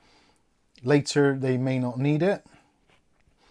Sarah says question, do you have an SSD 1 terabyte and 240 for the OS? I do have a 1 terabyte Samsung Evo, an old QVO I think it is, but I don't really want to use that. That's an emergency purposes one. Mark Gaines says, does the MSI Project Zero boards have that easy connector? I'm not sure. I'm honestly not sure. I haven't actually owned a PZ MSI motherboard, so I don't know. I've not seen. I'm thinking some of them would, especially the newer ones. The original ones, I think the easy connect came out after Project Zero, so they may not have it on the early boards, but possibly. I would have to look into the specific boards. It's not a given that it's going to be there, for sure. Glenn says, suddenly I feel the urge for some cheese on toast. Oh, cheese on toast. Sky says, I think the minimum should be 1 terabyte. Boo, 512. I hate going backwards.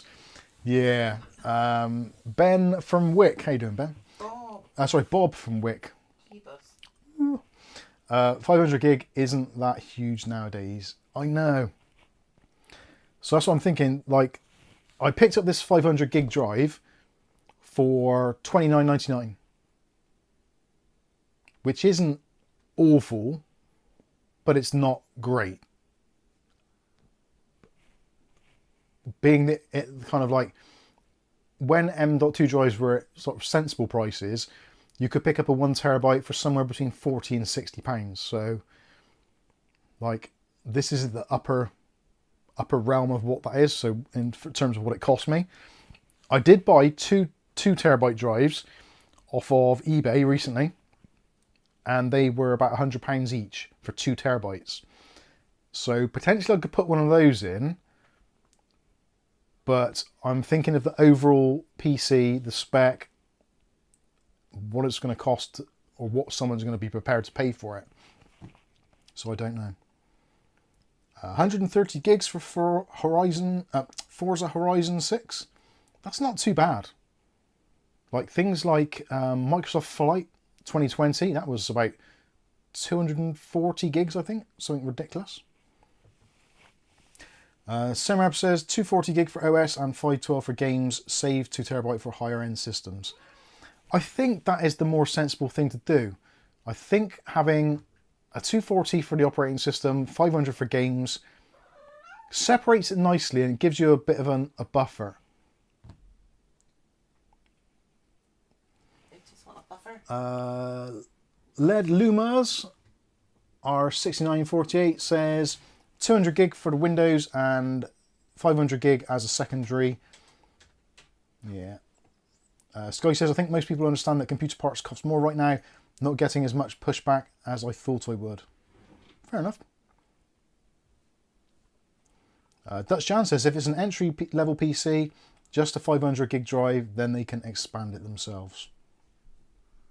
That is also very fair. Or they can bring it back for you to expand. Yeah, or they can bring it back for me to do at a later date.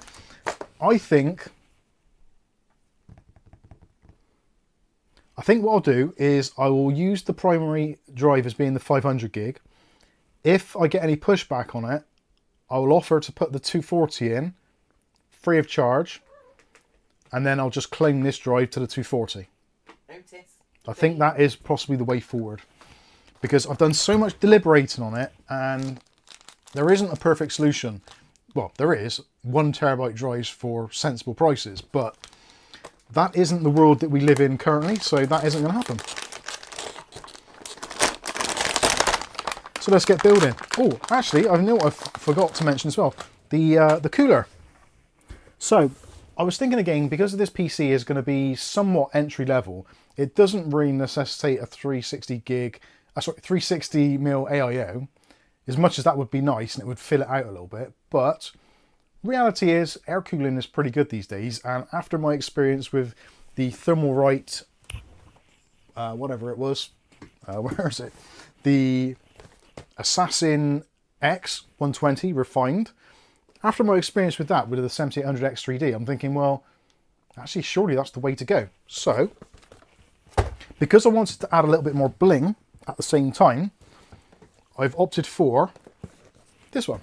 So the Thermalright Assassin Spirit 120, and also it's got a nicer fan on there, I think, which is actually going to match in nicely with the rest of the system, and also it's going to be black as well. So yeah, I figured this is the cooler we would use. I actually thought, stupidly, that I bought the one with the LCD screen, but I didn't. So that is where we're at. So let's get this on. Do I need anything in there? No, I don't. And again, massive shout out as well to Andy Archer, who sent me this board a little while back now, actually, probably a few months ago. And I didn't disregard it, but I put it to one side thinking, I'm not really sure what I'm going to use that for. But this actually turns out to be the absolute perfect opportunity to use it. So again, thank you very much to Mr. Archer. Not seen him yet, but he might be just listening. Let's zoom out slightly, because that is somewhat awkward for me to reach. There, that's better. Can you see that okay? Is that reasonable? Okay, so let's start off with the M.2 drive, because that is going to be at the top here. So actually, let's get rid of this brace, because it's annoying me and it's making my arm itch. So we'll undo these screws here, and we will remove the M.2 cooler. Now luckily, the M.2 drive that we're going to be using isn't a particularly high performance one, so it doesn't need a particularly good cooler, which is good because this one is, well, mediocre at best. Potentially, I could actually, I'm having a good idea now, those don't happen often, so make the most of it. I could use, I'm sure I bought some Thermalright ones. I got a white one. That's a white one as well. Where's the black one? I had a black Thermalright cooler for M.2 drives. But do you know what? I'll be damned if I can see it. Ah, there it is, I think. Yes. That is going to be slightly overkill. But it's the HR10.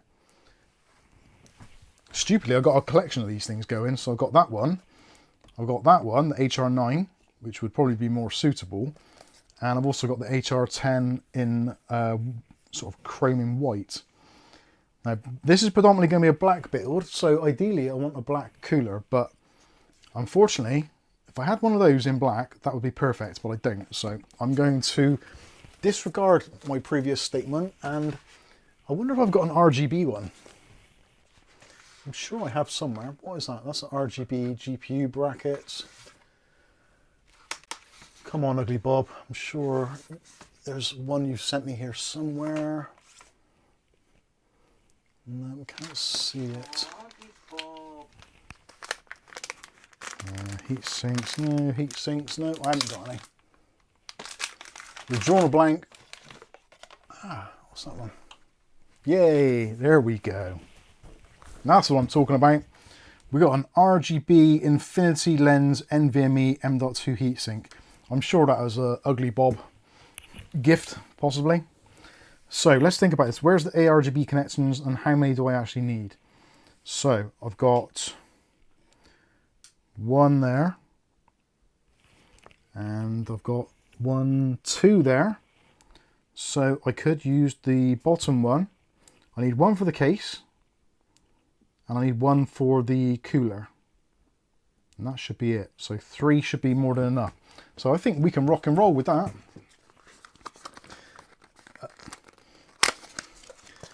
John says, Ugly Bob, question mark. Yeah, wonder what happened to him. Ooh. Actually, yeah, this is perfect. I didn't realise how perfect this was until I've just taken this out of the box. Even though it is silver, ignore that, but it is infinity mirrored. And this case that it's going to has an infinity mirror on it as well. You could do a Where Are They Now featuring Ugly Bob. Oh dear, that's not a bad idea. Right, so... The next giveaway winner is the person who finds Ugly Bob. Yeah. Whoever finds Ugly Bob will win a Mike's Unboxing pair of underpants. Ben. Right, so let's think about this. So if I have the cable there, I can have that running down. There's going to be a graphics card in the way anyway, so... I don't know actually. I'm umming and ahhing about this now. No, sod it, I'm not going to use it. I'm not going to do it. I'm just going to go old school.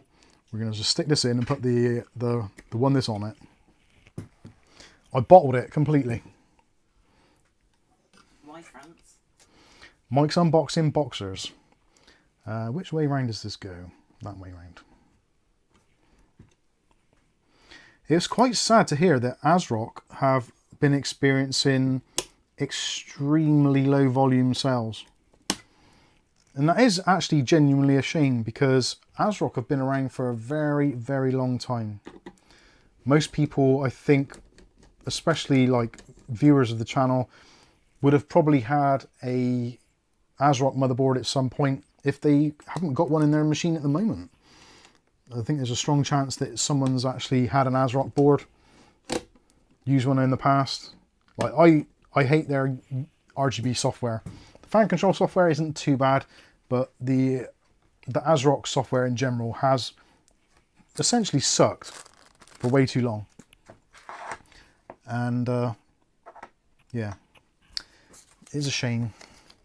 I might end up putting this back in at a later date, but it's a bit too much faffing around for tonight. So we will disregard that one. Right, there is the M.2 installed. Let's stick the CPU in. So we're going to ram the lever down, open that up, have a look inside, see if there's anything growing in there. Nope, doesn't appear to be. That's all good. Polychrome, that's the one. Steel Legend boards, yeah, they were good. I remember Sky sent the Steel Legend to Angry Doge all those years ago. Angry Doge? Was that his name? Yeah. Was he angry? Yeah, because his profile picture was that dog going... Yeah, but no, it's Doge. Was it angry though? Yeah. I think so. He's still on our server, isn't he? I'm going to have to look now. I keep on seeing him on my on Steam as being just Doge now. I've changed it. Right, there is our shiny CPU installed. Excellent stuff. So Angry. let's stick the RAM in next. Oh my god, I don't like installing RAM, especially 32 gigs. Now, this is another question for you all out there. Should I split this kit and put 16 gigs in only to bring the price down? Is 16 gigs enough for a gaming PC in 2026? Let me know your thoughts whilst I go and get a cutting implement to open up this package.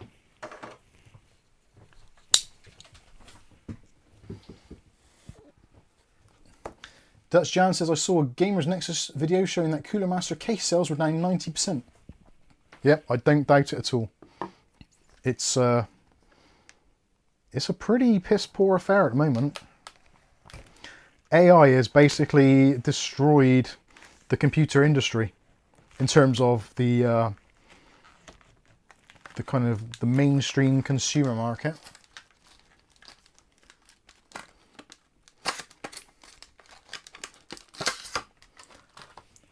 John says it's everyone's having a rough time. I know. It is absolutely despicable. It does upset me. The RAM pricing and the way things are. Somebody said at the beginning of the stream about, I think it's Viali actually said, seeing a stream on a YouTube video, like that's quite a rare thing these days. Because a build, sorry, because it's just like, it's really hard to do. Especially with the prices as they are. So, yeah, I've actually done 2 this week, bizarrely. Right, so, here we have it. 7500F, 32 gigs of DDR5 6000, CL36, I think that is. So it's not sluggish, but could be better. Yeah, CL36. Which is fine. Realistically, these days, beggars can't be choosers, can they? It's kind of do what you can. Let's get the cooler installed. This is a genuine Thermalright product. You can tell that because it's got an absolute ton of stickers on it. And the stickers probably cost more than the bloody half of the cooler. I don't know how Thermalright managed to do this for so little money. It's just crazy. Hmm? Split the RAM? Put both in. I wouldn't buy it with one stick. Yeah. I'm tempted to list it with one and then put 2 prices. So put like 16 gig version, X amount of money, 32 gig another price. Hi. Corporations want you to rent everything in cloud, and that's what it's all about. Maybe that is why you're not getting storage. Yeah. So it makes you push you, like you were saying earlier. Rent storage, yeah. How it was all free to start with. People aren't going for that. So now they can see you can't store it any other way. I cut these bags up into individuals. And we're going to take the AM4 mountings out. I think that's going to be AM4. Yeah, AM4, AM5. Those are generally the pinky coloured ones on Thermalright coolers. And all we need to do is to remove the plastic brackets. Never use the wrong screwdriver, always use the correct one. So M.2s, when you're doing those, pretty much always going to be PH1 size. If you're doing almost any other screw on a PC, it's going to be PH2 or Phillips head 2. You can use Posi drive, but Phillips head is generally preferable, I think, personally. Posi drive's got the extra little notches in it, which are good for torque, but like really they're good for things like wood screws. But for PC or mechanical components, really you want Phillips head or PH. There you go. You've learned something new today. You probably didn't want to learn something new today, but you have learned it anyway. See you later, Shaky. Sparks, how are we doing, Mike? Oh, we're doing reasonable. I wouldn't say good because we're not quite there yet, but we're doing okay. And hopefully when this PC is built and ready to go, hopefully it will free up a little bit of room in my hallway. Cats want to go to bed now. 10 o'clock. The cats go to bed same time as Shaky. And me. And Kath. I love going to bed. Kath loves going to bed. We do. I'd be honest with you.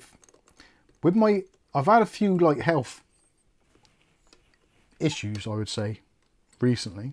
Well, the last 5 months or so. Probably longer than that, but 5 months has been about the kind of the crux of it. And I can quite happily go to bed at sort of like midnight, read for a little bit, and go to bed about sort of 1 o'clock. And then I really struggle to get up before like midday. And I find if I get up earlier or too much early, like if I get up about 9, 10 o'clock, I'm all right for a little bit, but I just get really tired very quickly. And I think it's to do with weather as well, because the weather here is weird. When it's nice and warm, I can get up early and I don't mind it too much. But recently it's just been grey, dark, wet. Just, yeah, not great, not great at all. But I'm going to make efforts to get up earlier. I'm going to try to. I'm going to wean myself into it. You've set the alarm.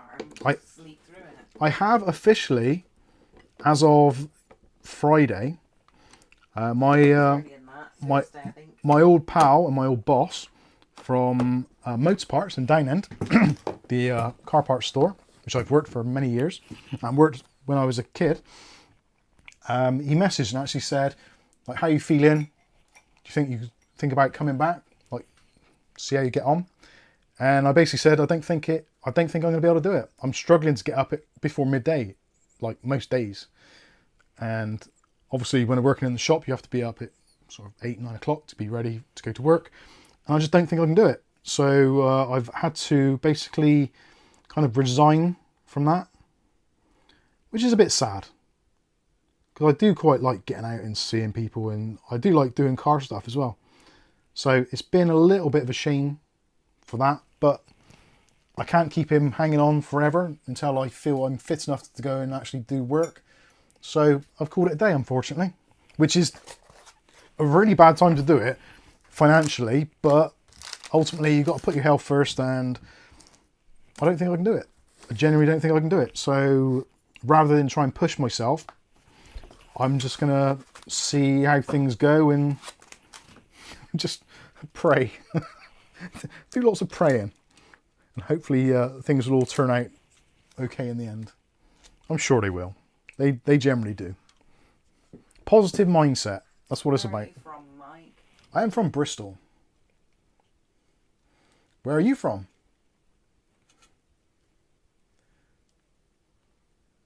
Russia. Rasha says, I'm always tired the last few years, no matter how much sleep I have. In other news, chemtrails are increasing. Contrails, he's being good. Oh, sorry, I read that properly. Ah, Cheltenham. You're a local. Excellent. How you doing? Good to see you. Dom says, hey Dom, how you doing? You've triggered Sky now. That's a great idea to split the kit, put the price of 65% for one stick. If they want the other, add on the other 35, 40. Yeah, I think that's what I'm thinking. Sorry, Sky. Comtrails, chemtrails, who cares? It's all the bloody same, innit? Affects our weather. I wouldn't put my mouth to an exhaust pipe or from an airplane pipe.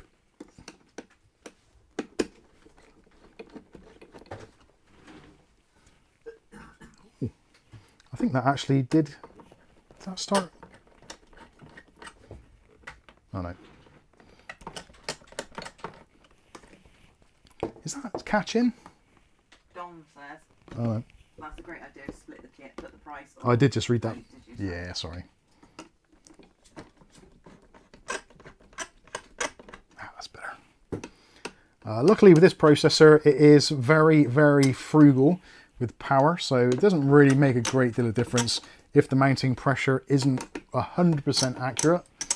But if you can get it equal, then it works out well.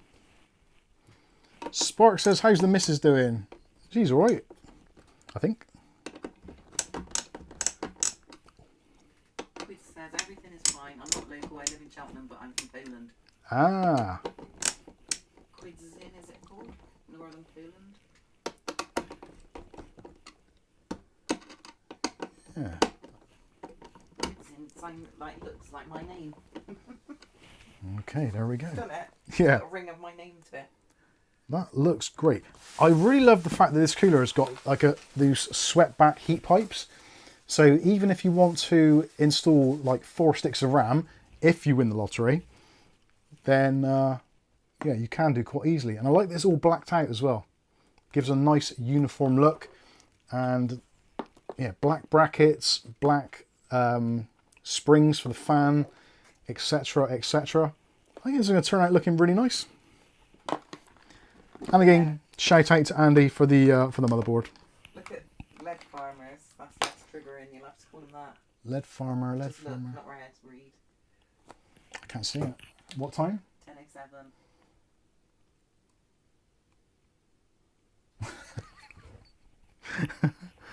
Oh dear. Right, where is the CPU fan header? There, that one there. Actually, thinking about it, it was probably a good idea to go with air cooling on this, because I don't think there's actually an AIO header on here. Oh, I'll tell you, like, there is actually an AIO header on here. So, could have put an AIO in here, but it's probably not the greatest ideas. Sparks, you're living the dream, mate. Full support for you got your missus watching you and taking an interest in you building PCs. I get excited and try to explain stuff to my missus, and she just looks at me like I'm a mong. Mate, seriously, like, Kath looks at me like I'm a mong all the time anyway. There's probably a good reason for that, but yeah, you're not alone. Kath would rather I be out in the garden digging up a garden patch. Will that cooler fit in the case? I certainly hope it bloody does. Breaks watching you. Something manly about it, isn't it? I hate gardening. Not gardening as such, but just manual tasks. I don't like manual labour. But you are so much happier when you've done it. I know. I just don't like it. You have lots more energy when you've done it. I like exercise, but I don't really particularly like manual labour. You like exercise where you can lie and power plate does it for you. Yeah, power plate's good.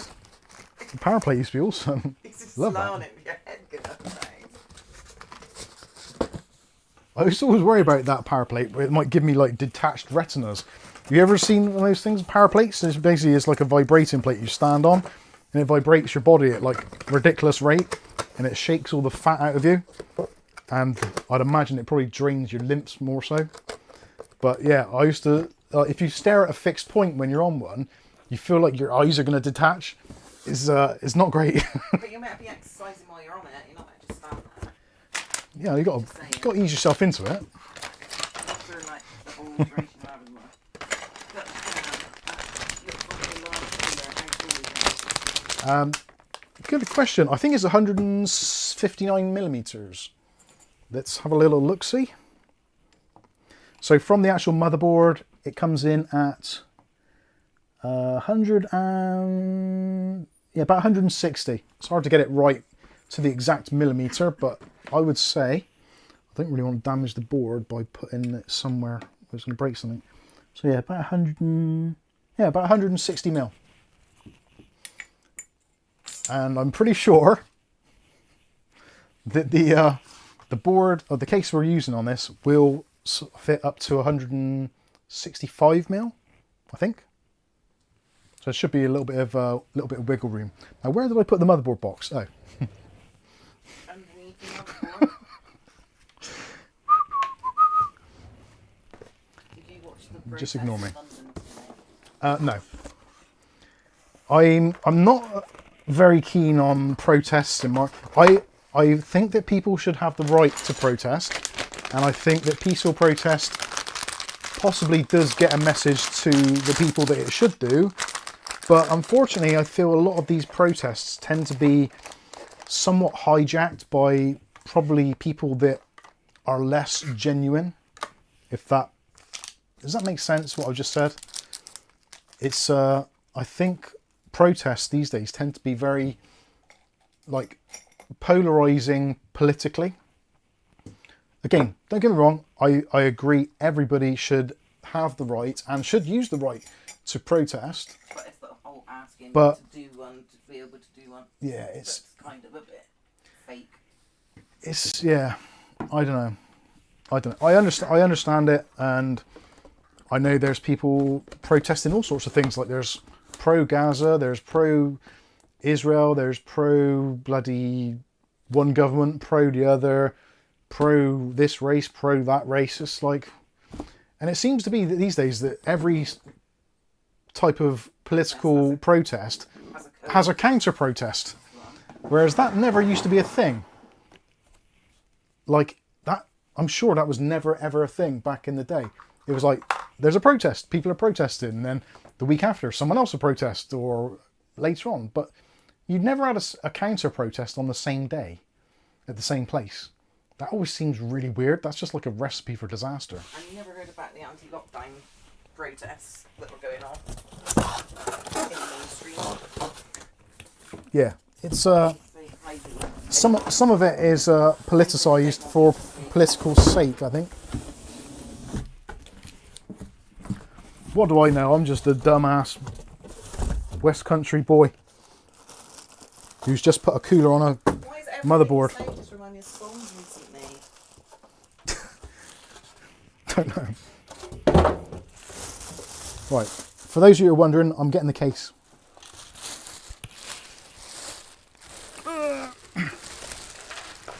And this is the case we will be using today, mostly. So this is the Lian Li. What's the name of the CPU cooler?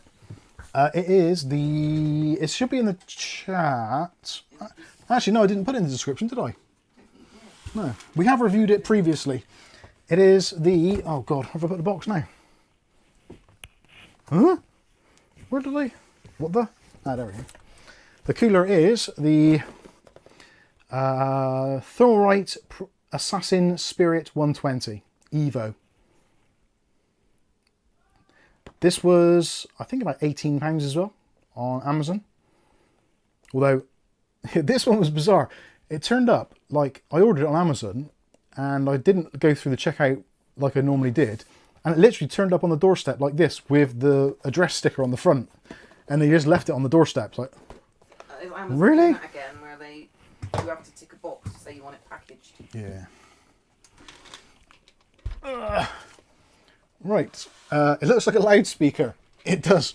And if you twist the front, you can actually take the grills off, like you would if you want to show off your woofers. But we won't be showing off our woofers today. Check out the woofers on that.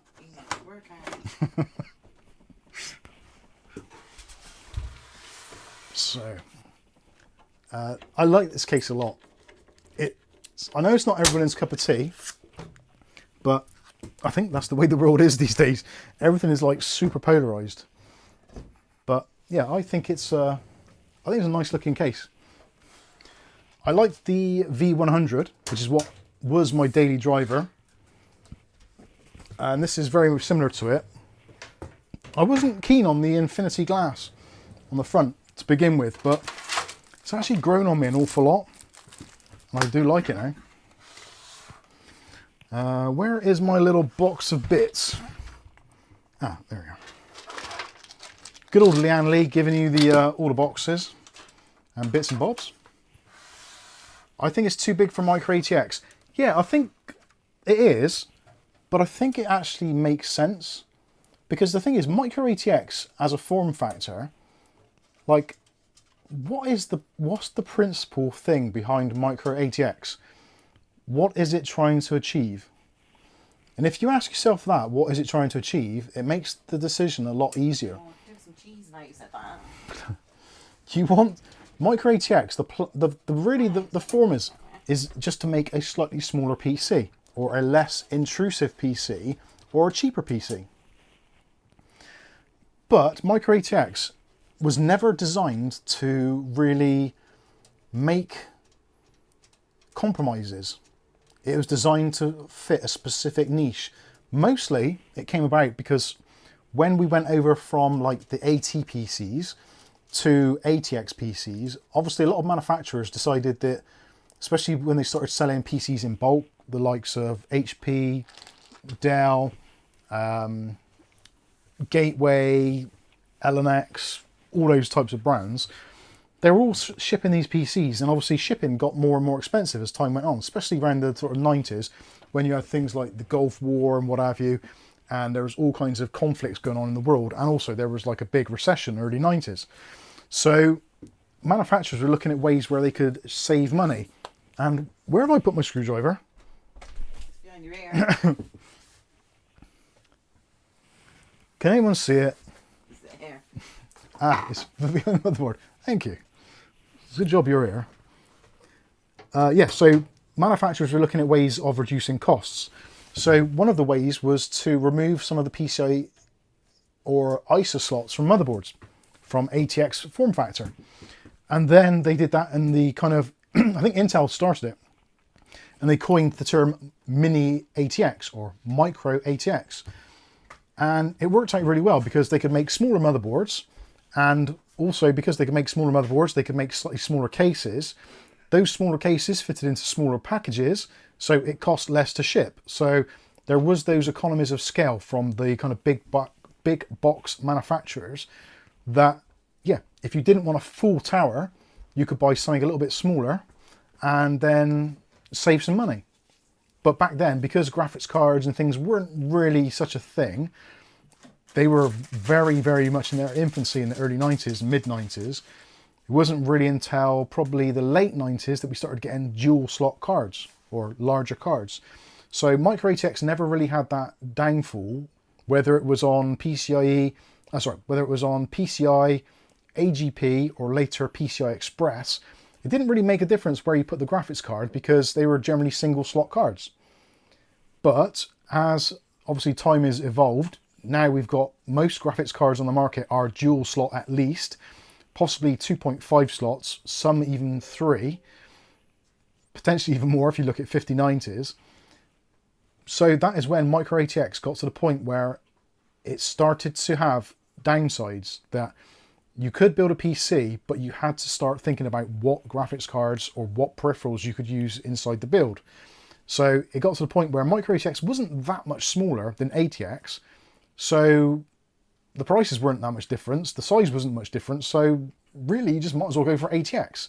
But then ATX cases started getting bigger and bigger, so now Micro ATX is kind of where ATX was, and ATX is now where eATX was in terms of overall size. So they've all very much like modern cars. Like if you look back into the 60s and 70s, you had like the Mini here in the UK, which is a tiny, tiny little car. And also things like the Datsun Cherry, Nissan Cherry, Nissan Micra, that sort of thing. Very, very small cars. Whereas now, a modern Mini is basically the same size as like an old Escort. Cavalier or Escort Estate. It's just, yeah, they're massive. So, yeah, things have increased in size. Well, most things, eh, boys? Let's not go there. Right, what do I need to move in this to actually fit this board? I'm looking at the layout for the pins, and yeah, we should be good. Right, let's go to the overhead and we'll stick the motherboard in and make sure that everything fits in as it should do. So yeah, going back to what you said, yes, Micro ATX is bigger and it's not as small as it was, but I think that's for the betterment of the form factor personally. Like, you may not agree, that's absolutely fine. And I think we're lucky that we've now got things like ITX, which can fit into that kind of very, very small form factor. There are smaller Micro ATX cases, but at least with this one, from Lian and others in their range, you don't have to compromise. You can still put a very large graphics card into what is a quote-unquote smaller form factor. Anyway, there you go. That's my rant over. I suppose I should move that GPU bracket. If I can get to it.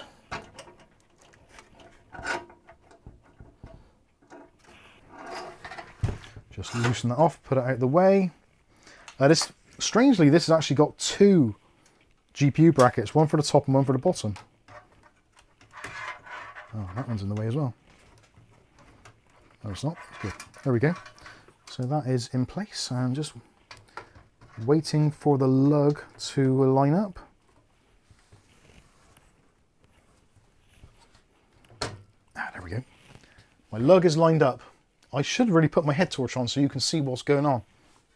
So there will be head torch action coming up very shortly. I'm going to stick it around my head. There we go. Can you see in there a bit better now? I know I certainly can. So yeah, let's have a look in the chat and see what anyone's saying. Some GPUs are bigger than a Micro ATX case. Definitely.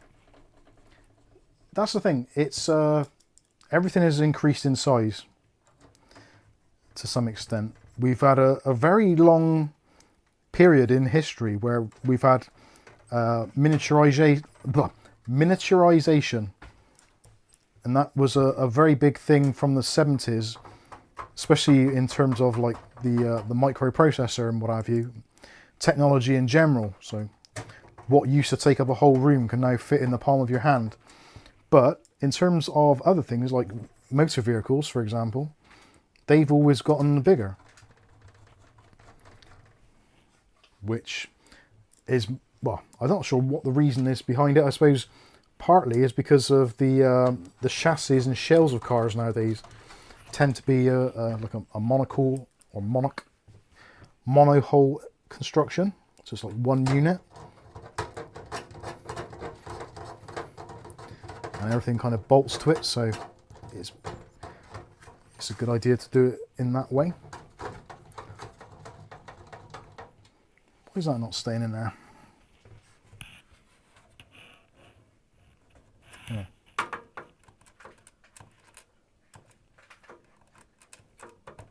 I was thinking that's in the wrong place, but it is. Oh, magnet hasn't. I was trying to put that through a hole which is not designed for this. I was trying to put it in the hole for the IO shield. Silly boy. Did you check all the standoffs? Yes, I did, yeah.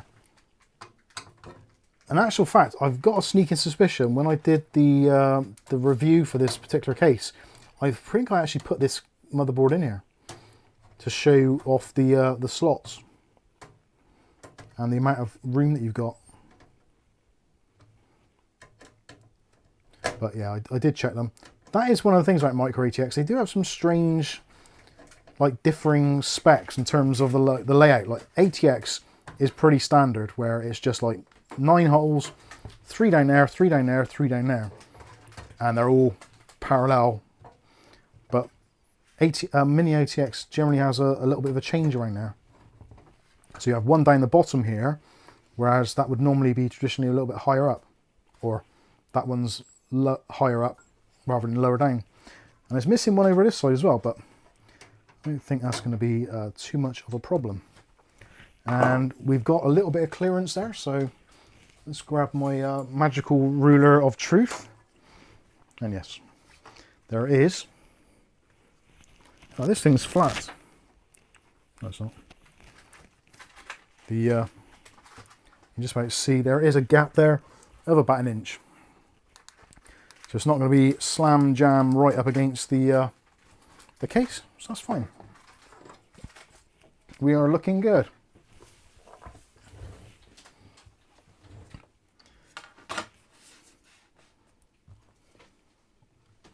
Okay, so that is getting heavy already. So I think that is going to be quite a nice layout in there.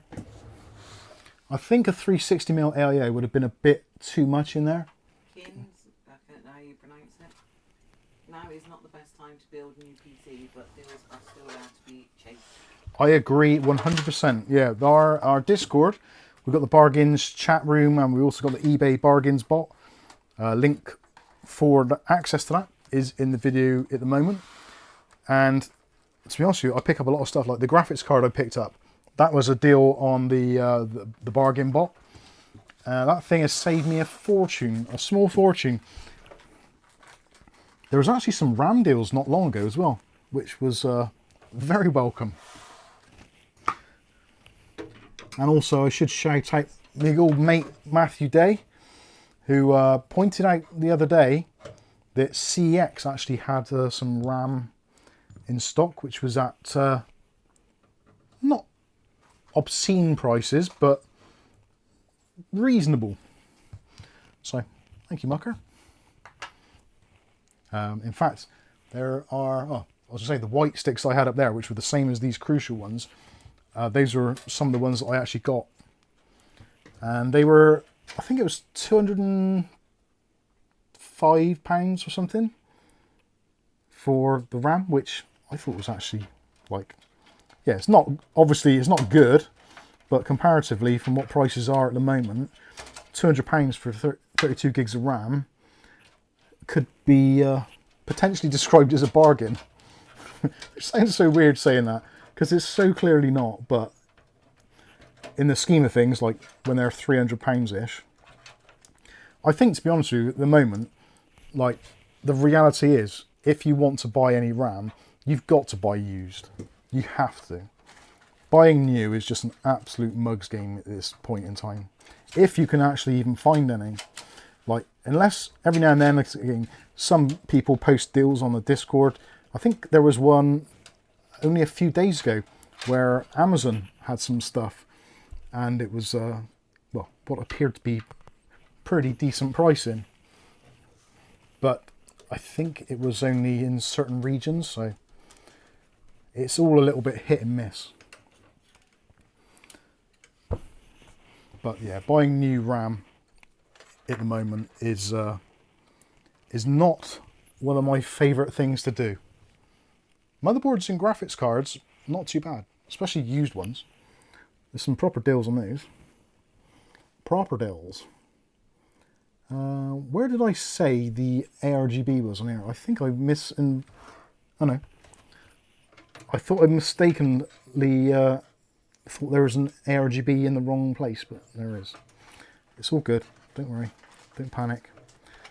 I'm really sorry I can't show you this, but the reality is it's an extremely dark case and with crap lighting, and I don't really have the cameras to do it. So, my apologies. But you'll get to see what it looks like at the end, so at least I hope you will. I was trying to be a bit smart there and put that in the wrong or right place. Actually, I could have used the one at the bottom, couldn't I? Oh, that's fine. That's okay. Right, RGB is connected. Let's connect up some of the front panel connectors, because that's exciting. When I say exciting, I mean it's not very exciting. And what have we got here? Fan headers and RGB. Actually, tell you what I'm going to do. I don't like that at all, so I'm going to disconnect that. I'm going to plug that in at the bottom, because I think that's just a better way of doing it. And also it leaves me a little bit of wiggle room at the bottom, so if I ever need to hook up anything else RGB wise, it is there for me. And instead at the top here, I'm going to plug in the fans and the PWM from the actual built-in fans. And which one is the ARGB? CPU. Ooh, that's actually. I think I'm retracting that statement already. God, I hate RGB. So CPU fan 2. I'll sod it. I don't like the way that ASRock name their fans. I just don't like ASRock, really. They're such a weird company, don't you think? And what is even weirder is that ASRock is essentially part of Pegasus, which is part of the ASUS group, or ASUS and ASRock are part of the same group, or they were like the same company at one point. So yeah, it just seems weird that ASRock do things so much weirder than ASUS. You read the Gentleman Bad Boy? Sorry? Gentleman Bad Boy? Gentleman Bad Boy, what say you, Gentleman Bad Boy? Hardware Swap UK Discord, and Reddit is worth keeping an eye on for deals. If you can deal with the toxicity. That is one of the things where I'm not into toxicity at all. So I would rather pay more and have a peaceful existence than use a toxic Discord or any toxic groups.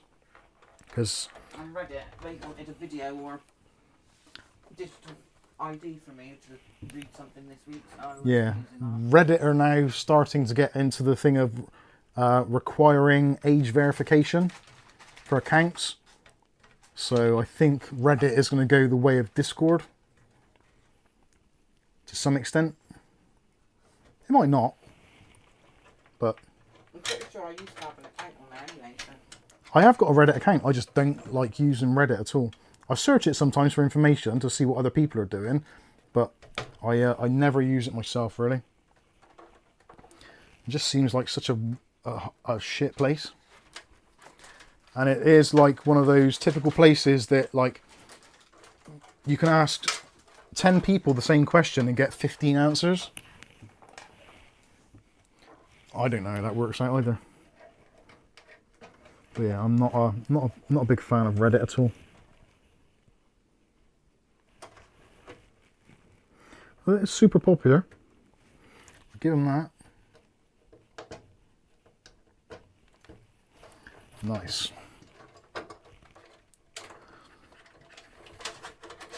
I do quite like the layout in this case. It's quite nice and easy to work with. Other than this GPU bracket, which is starting to chafe my ass a little.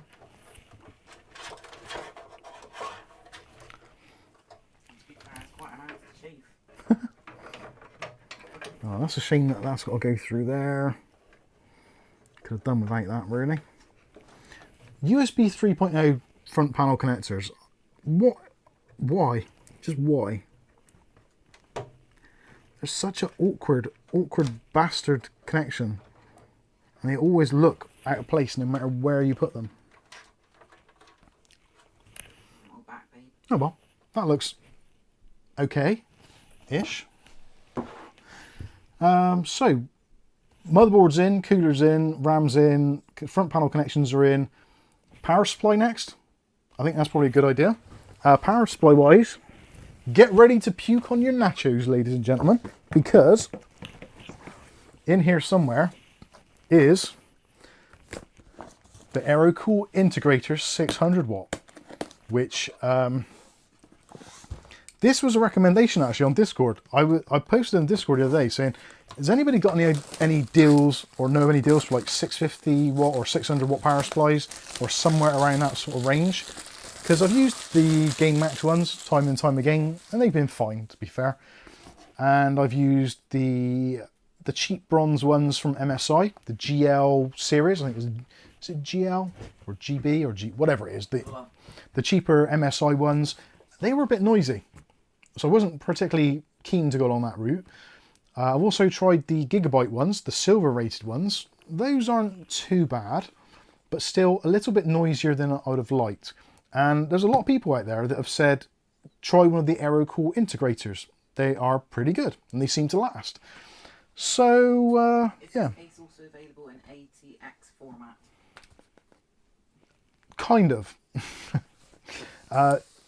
This case, if you want the ATX version of it, look for the 207 INF. But there's two types. So if you want the one with this slant on the front, that's from the V100. But if you want the Infinity look and the layout, that is from the 207 Infinity or INF. It's weird that they combine those two different cases. You'd think that if they'd have not done the Infinity on the front and just gone with this design, they could have called it like the Vector V80 or something. I don't know, something a bit smaller than the 100. But yeah, it's kind of like a mismatch of the two. Remember the Cylon PSO mic? Yes. Wow.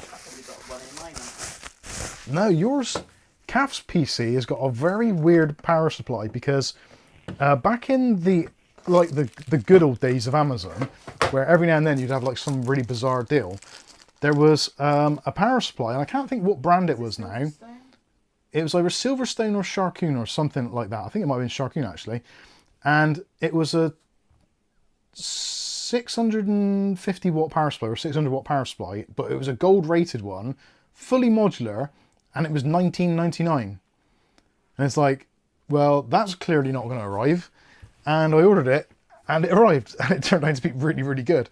And it's been in Caf's machine now for the best part of 6 years. And it gets cleaned maybe once every couple of years. And it's on like all day long. Well, from when we get up and go to bed. So not exactly all day long, but for the longest time. And yeah. So it's pretty weird that actually turned up. I wish now, in hindsight, at the time, I'd have ordered like loads of them. But I guess that's like all of us, isn't it? Imagine now, having hindsight of everything. if you had hindsight, imagine if you'd bought loads of RAM before the shortages, like really properly stocked up on it. Imagine if you bought a load of food in 2020 with food shortages. What food shortages? Or the increase in prices. Right, power supply's going in upside down, which I actually, no, sod it. I'm not. I'm going to put it in around the right way. I want to put it in upside down because the feet on these aren't great. It's quite small. This was one of my biggest sort of hot takes, I suppose, for this case, is that the feet aren't big enough. There's not enough room underneath the power supply to actually pull in any air. But I guess that'll be a good test of this power supply to see if it's actually any good. And seeing if it gets noisy when it gets hot. Which is the best way of testing a power supply. If you want to test a power supply, get it hot. And then you really know if it's good or bad. John Davis says, I don't feel good about £20 PSUs. Well, that was the thing. I'm pretty sure it was just a massive, massive price mistake. Because another seller in the UK was selling them for like £79. So I figured they just typed it in wrong. But I thought, well, why not give it a try? It might turn up. If not, it's just like an Amazon thing to send back whatever they send you. If it's like a toilet brush or something. But yeah, it turned up and it's like, oh shit. I really wish I'd have bought more of those. I did tell everybody on Discord at the time. So I think there was a fair number of people that actually got them. Maybe it was only one per household, actually. It might have been one per household. It might have been. That could well be the case. Ours game. Wasn't ours game, was it? No, it wasn't ours. No, it was definitely a decent brand. I'm sure it was Sharkoon. And it was like a decent gold rated fully modular power supply, which kind of like 6 years ago, you'd be paying like proper money for that. What does that mean? You could ask someone close by to 3D print you bigger feet, Mike. Oh. I could. David Aiken. Yes. Is that Dave? That wasn't Dave. Oh, right. That was someone hinting. Your own feet they were talking about. I'm getting it now. It's the face. I actually do. If I could get someone to do it, I really would. But it's trying to get the feet actually, the dimensions and that measured up to actually do it. Because I did have a little bit of a dabble on the internet, like you do, and there are a few websites like that do 3D prints and stuff, where you can like get replacement feet and stuff for cases. But I couldn't find one which for this specific case.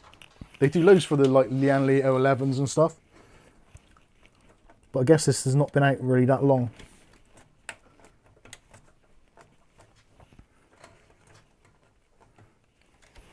Oh yeah, this is going to be an absolute beaut. Right, so what do I need on the power supply? Because we have got lots and lots of cables. And I don't need all of them. And if I remember rightly, this has got a pass-through, hasn't it? Yes, it has got a pass-through. So there's a lovely little pass-through in this case. So you can put your PCI Express cable right up into the exact position it is required. And then stuff the rest of the cable back down again. And it always, well not always, but most of the time it lines up pretty perfectly with where the graphics card actually is. So that is pretty sweet. Now I need SATA to power the fans. I need whatever that is.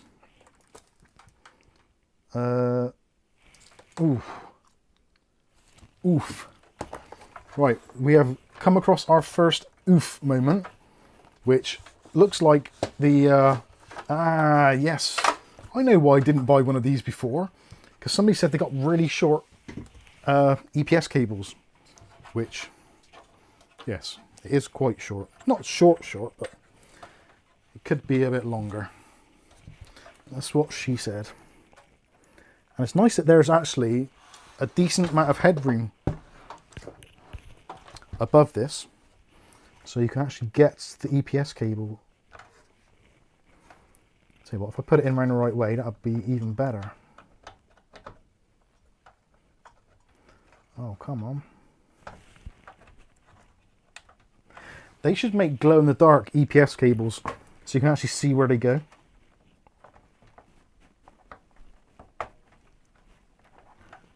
Right, why does that not want to go in there? Stop messing with me, man. Right, that looks okay. Huh, it is. It's amazing what you can do with the power of light and eyesight. Okay. Right, so EPS at the top, we've got our PCI Express. We need some SATA. There's loads of SATA on here. Something which does worry me slightly with this is the fact that the power supply is bronze rated, and also it's the power supply, although it's a 600 watt power supply, it's got about 120 watts on the 5 volt and 3.5 volt rails. So it's not really going to have the true amount of wattage on the 12 volt where I actually need it. But whatever, it'll be fine. Whatever. Is it flexible? Yes, they are flexible. They're pretty flexy cables.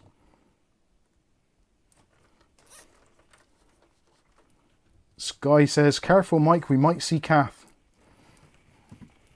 Well, Kath says she'll come on and do a stream with me if you give me £500 super chat. I wouldn't. She wouldn't. I'm only joking. There's not a chance in hell that that would happen. How much wattage on the 12 volt rail? That is the good question. Mike's always telling me I've got a face for radio. Dear. Let's have a look. Actually, it's on the side of the... Oh. It's on the side of the power supply that I can't see anymore. Oh, it'd be on the box, wouldn't it? At least it comes with a UK power plug. There's that. I actually don't want to see them. I'm guessing it's going to be about 37 amps. No, that would be overestimating it, wouldn't it? Oh, actually, no. It's not too bad. So on the 12 volt rail, it's got 46 amps. So that equates to 552 watts. So the 120 watts that they've said for the 3.3 and 5 volts, in effect, that would be 672 watts altogether. So they've gone from 672 watts, but they've downgraded it to 600 watts. So that's not too bad. I'd have liked to have seen a little bit more on the 12 volt rail. Maybe another, I don't know, maybe say 50 amps. No. 50 amps times 12, that'd be more than it, wouldn't it? So yeah, it's only about 1 or 2 amps out of what it should be, really. I think, if my math is mathing. Is that Dr. John's question? I'm not sure. Question, is that PSU powerful enough for the 6700 XT? That, again, is another very good question. Now, I have got a backup power supply just in case. So I have kind of hedged my bets. But I did want to try and get away with using a slightly cheaper model if I could. I think the 670... sorry, the 6700 XT, AMD's official recommendation, I think, was a 550 or 600. So I think it's kind of like pretty much bang on where it should be. Let me know. I'm sure it's going to be fine. I'm sure that the 6700 XT uses about 220 watts under load, like full load. I'm sure it's like about, yeah, somewhere between 200 and 250. So you've got 250 watts. Obviously the 8-pin PCI Express cable is good for roughly about 300 watts total. So yeah, I think it's going to be fine. If not, then yeah, I will put another power supply in it, but I don't really envisage it being a problem. If it was a GameMax power supply where they kind of overestimate their wattages anyway, I would be aiming for probably a 700. Just because of, well, better safe than sorry sort of thing. Right, I'm just going to cable manage some of this stuff in the back. Are we nearly there yet? Are we there yet? Yeah, we are almost there yet. We are very close to being there. Yeah, that is surprisingly actually quite tidy in the back. It's not pretty, but it's not untidy. So let's put a graphics card in, shall us? And we'll take out 2 PCI Express blanking plates. Again, that's what I like about this particular case. I don't know if I've seen it before on any other micro ATX, where you've got 5 PCI Express blanking plates at the back. Normally they have 3, 4, if you're lucky. But to have 5 just gives you that little bit of extra room to play with, a little bit of oomph in room. And sadly, I would have loved for this to have been an MSI motherboard in here to go along with the MSI graphics card, but hey ho. And this is the Radeon RX 6700 XT, the Mech X2 from MSI. And yeah, a decent 1440p card, I think. You could argue that it's not, but I think it is. And this one I got from our eBay bargains bot on the Discord, and I paid, I think, £205 for this one, which for, I know it's not great, but I was thinking about the alternatives. The alternatives really at the £200 price point aren't great. I didn't want to go with an 8 gig card because there's just way too much aggro and stress involved with that. And I like MSI cards, they're generally built quite well. This one, from what I can remember when it came out, they said that the cooler was probably over-spec'd. So I kind of like that. The fans are quite easy to replace should you ever need to. I think for 200, just over £200 for a 6700 XT, I think it's pretty good. And at least with it being a little bit cheaper, I can then slightly reflect that in the overall price of the PC. So I can then hopefully charge a little bit more for the memory to try and claw some of that back to replace it. The GPU, these GPUs tend to go, they're quite weird, the prices. So they can go anywhere between sort of £200 and £300 depending on the model, quality, etc, etc. So yeah, it's a bit of an odd one anyway. Lots of varying prices. I've seen quite a few for like 300 odd quid, which seems just absolutely ridiculous. But yeah, I think this will be this one. The added value of the 5th one? Well, the added value of the 5th one, you'll see now as I turn it round, is the fact that now you've actually got a decent amount of room underneath the graphics card for it to actually breathe. So this motherboard is lucky because the PCI Express graphics slot is at the top. So if you imagine, most boards generally have it one slot down and they have the M.2 drive above it. So that would drop this down another slot to here. Even so, you'd still have a good sort of 1.5 slots gap at the bottom to get airflow into it, which would still be acceptable. But it's just having that extra bit of room at the bottom allows the case to breathe and the GPU to breathe. Because ultimately, why do people buy systems? Mostly, realistically, like, yes, you use them for your emails and that kind of stuff, but ultimately, a lot of it comes down to gaming. So if you want to have a reasonable, decent gaming experience, and you don't want your graphics card to be thermal throttling in traditional micro ATX style cases, then you have to find some way of getting air in underneath there because it's going to be so tight. And when you've got a relatively open chassis, the air will flow to the path of least resistance. Or unless the fans are spinning so fast that they're literally pulling air in because the GPU is choking. So with this setup, not only have you got the angle at the bottom there, so the bottom fan angling up into the path of the graphics card anyway, there's also this air room underneath it. And also it's perforated as well. So it's going to just allow a little bit more air circulation. So the theory being is that your graphics card is going to get better performance with a case like this because it's got more breathing room.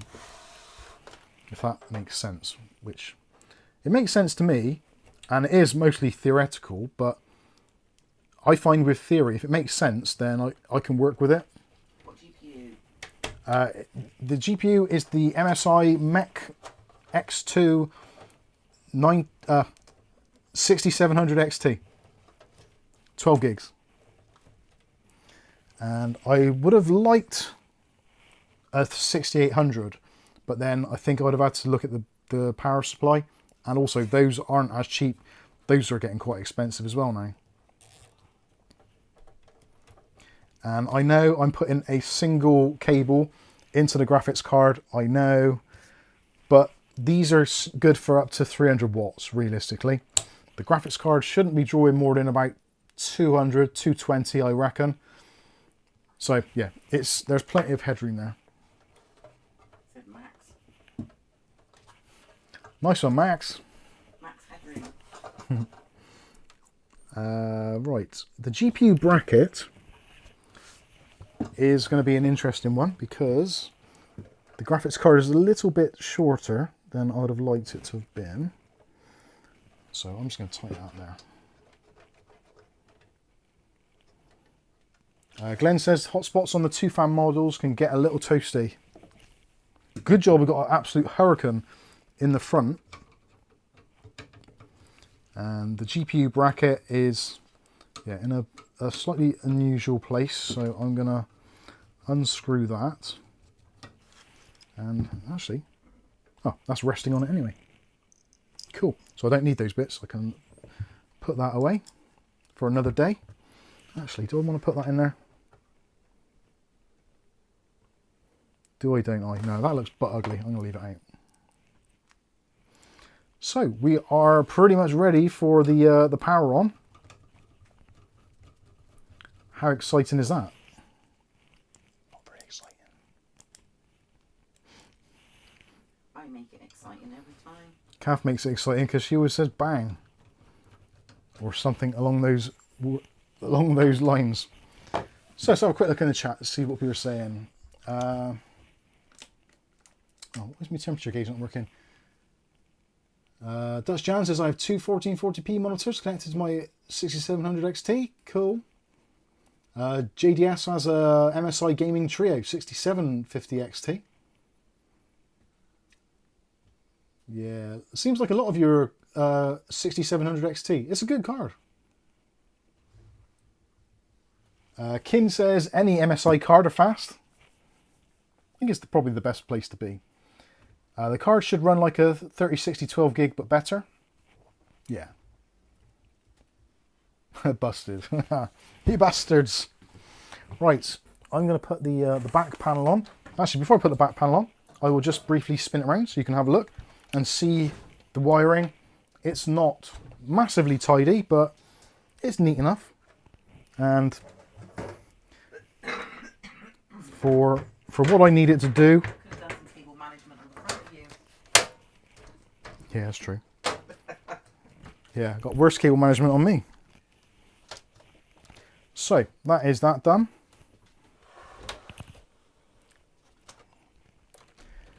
And let's plug. Is it me or has it got really warm in here? It's much warmer. It always gets warmer. I am sweating like Keir Starmer in an election race. Right, let's plug that in. It didn't go bang. At least not immediately, so that's good. So, well, good luck everybody. And where is even the power button? Oh yeah, it's on the side. Forgot about that. So, here we go. Bang! Oh, fuck's sake. Hey, we have lights, camera, and action. It lives. I think I made the right choice with that CPU cooler.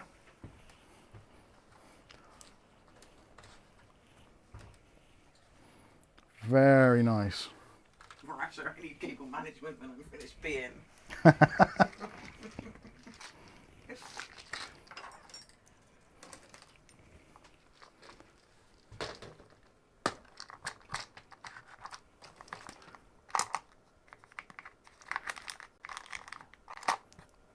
Right, I can hear obnoxious noises. Where is that coming from? Yep. Guessed it would be.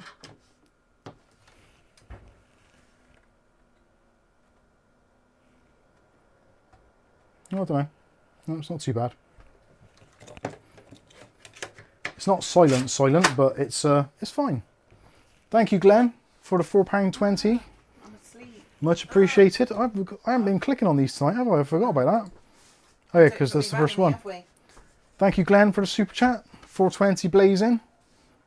Got some more RGB to go with the RGB that we've already RGB'd.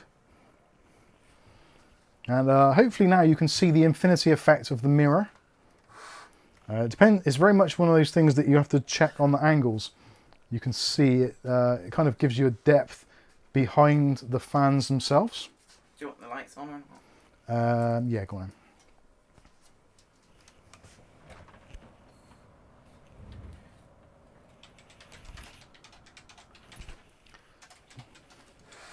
I'm trying to work out where that noise is coming from. Those spinning? Yep. Those are spinning. Actually, there's not really much going on, just the whooshing of air. And it looks like the RGB is all synchronized nicely.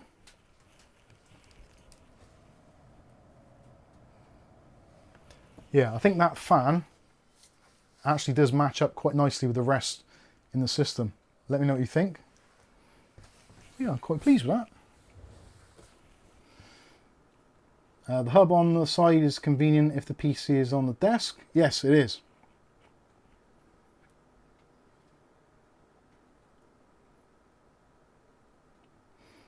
Dutch Jan says, it's a nice case, but I find it too big for Micro ATX. I would opt for the Lian 217 INF instead. It's only 60mm taller. Yeah, that is definitely a consideration. The 217 INF is really nice. Like I say, I got the 207, and the size for that I think is pretty much perfect proportionally for an ATX. And this is still quite big for what it is. Let's be real. But I think it's definitely a different and unusual look. And I'm assuming the motherboard has booted up. I should check that if I've got another cable somewhere.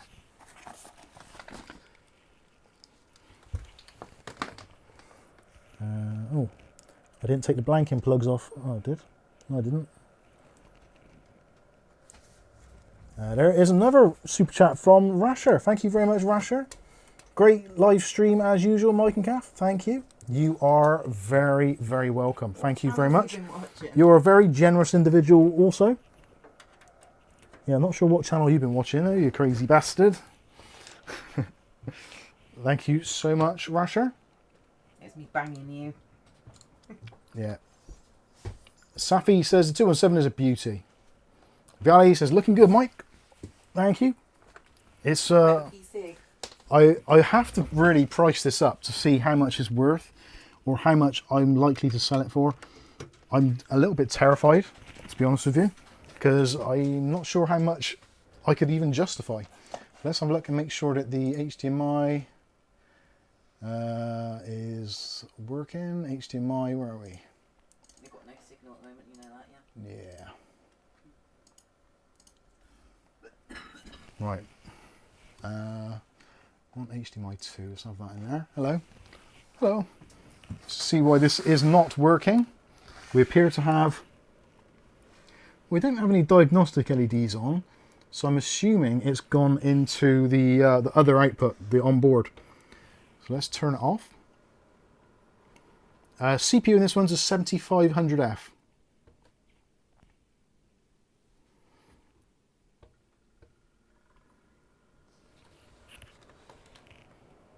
Let's see if we get an output on the screen now. Please. Nothing in the HDMI, is there? Ah, there we are. Looks like it's doing something now. ASRock. Yay, it's gone into the BIOS. It should be this one. So showing, yeah, 32 gigs of RAM. Everything is present and correct, so it works. Thank goodness. So, what time is it? Sorry, were you going to say something? Me? No. Okay. Right. Any questions about this? Other than, how much can I buy it for, Mike? Actually, I could possibly just work it out briefly. If anyone's actually genuinely interested. Oh my god, everything's falling. Right, let's get my this is my sheet. This is my spreadsheet. I actually just write it on this board and just loosely go by this, because I never make any money on PCs anyway. I always end up selling them for way below what they actually cost me or what they're worth, just so I can clear some room. But let's rub those out, and I'll get a rough ballpoint thing. What I generally tend to do is I put how much it cost me, then how much the actual items are worth now, and then I work out my selling prices somewhere kind of in between there if I can. So I think we'll go for the blue pen. So the CPU cost me £100, and they're approximately about 100 to 110, so I'll say 110.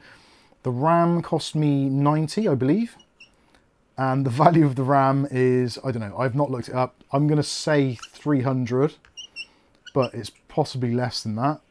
The SSD was £30, and the value of that, I would say, is arguably £30 as well. The motherboard, fortunately, cost me nothing, because it was a gift from Andy Archer, bless his heart. The value of the motherboard, I've not a clue. I think it's probably about £80. So I'm going to say £80. The GPU cost me 200, and actually, can you have a look on eBay and see how much I did pay for it? Is that easy to do or not? On what? And on eBay, look how much I paid for that graphics card. It might be 220. I think it was 220 actually. Just checking. Did you buy it? Last week or this week. Should be the last thing on there. What was it? Yeah. 220. 220. So value of the graphics card, I bought it for 220, so I'm going to say 220 is the value. The case I didn't pay for, but the value of that is, I think this was £79 roughly, so it's about £80 in value. PSU, can you have a look on Amazon and see how much I paid for the power supply? No. Okay. I think the power supply was £38. So I'm going to say, I'll say 40. Oh, yeah, you can do if you want, yeah. Fans, nothing. Cooler was, I'm going to say 20, and it's worth 20.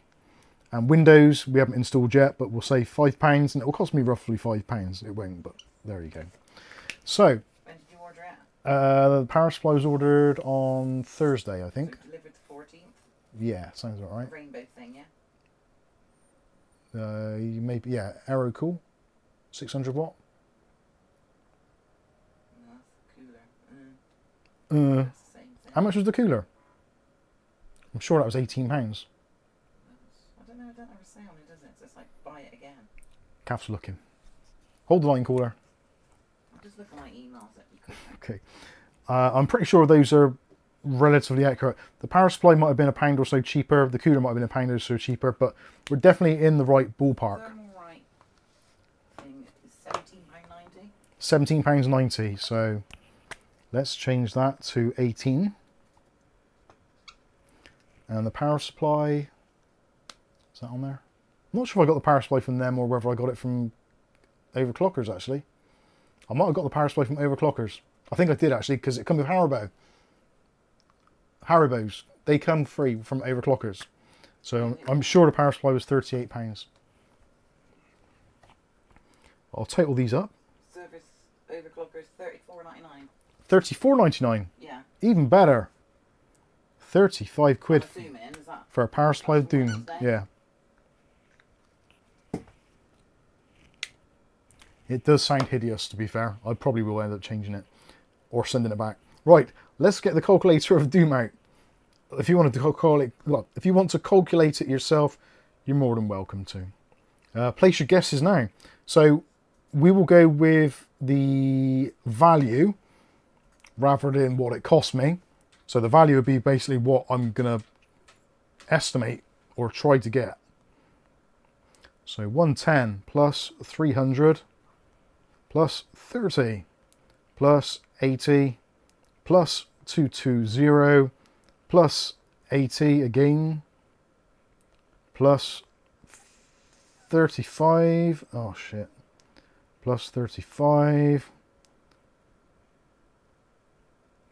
plus 25 equals, ooh, oh, that's hideous, £880.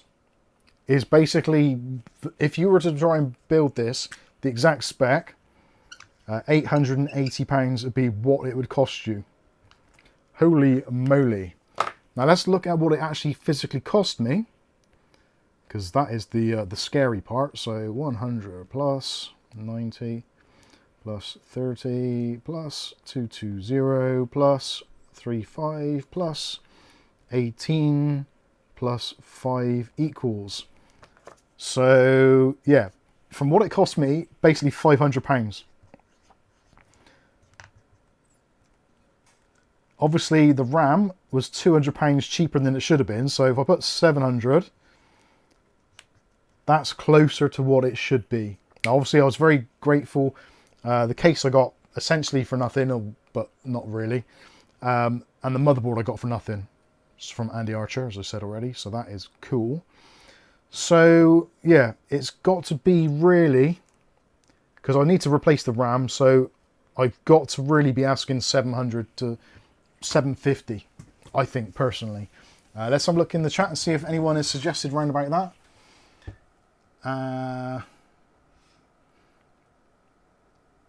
Let's have a look. Crypto says I'm going to say 850. £20 out. Nice one. List price 650. John David Sullivan says I thought 500 before. God. 650 with 16 gigs. Yeah, that would be doable. 795 or nearest offer is still cheaper than list. Yeah, Samrab. John David Sullivan says I'd say 700. Yeah, Sky got bang on. Really. Fair play. Rasher says, I reckon the total is 55,780 galactic credits. Available from your local galactic unit sales agency. So you think this setup probably 8 months ago would have been closer to 600. And now it's essentially, if you're doing it, it's the best part of 900. But then if you think, yeah, RAM's gone up £200 for that set. The rest of it is very easy to get in that. Wow. Right. I need to destroy that power supply.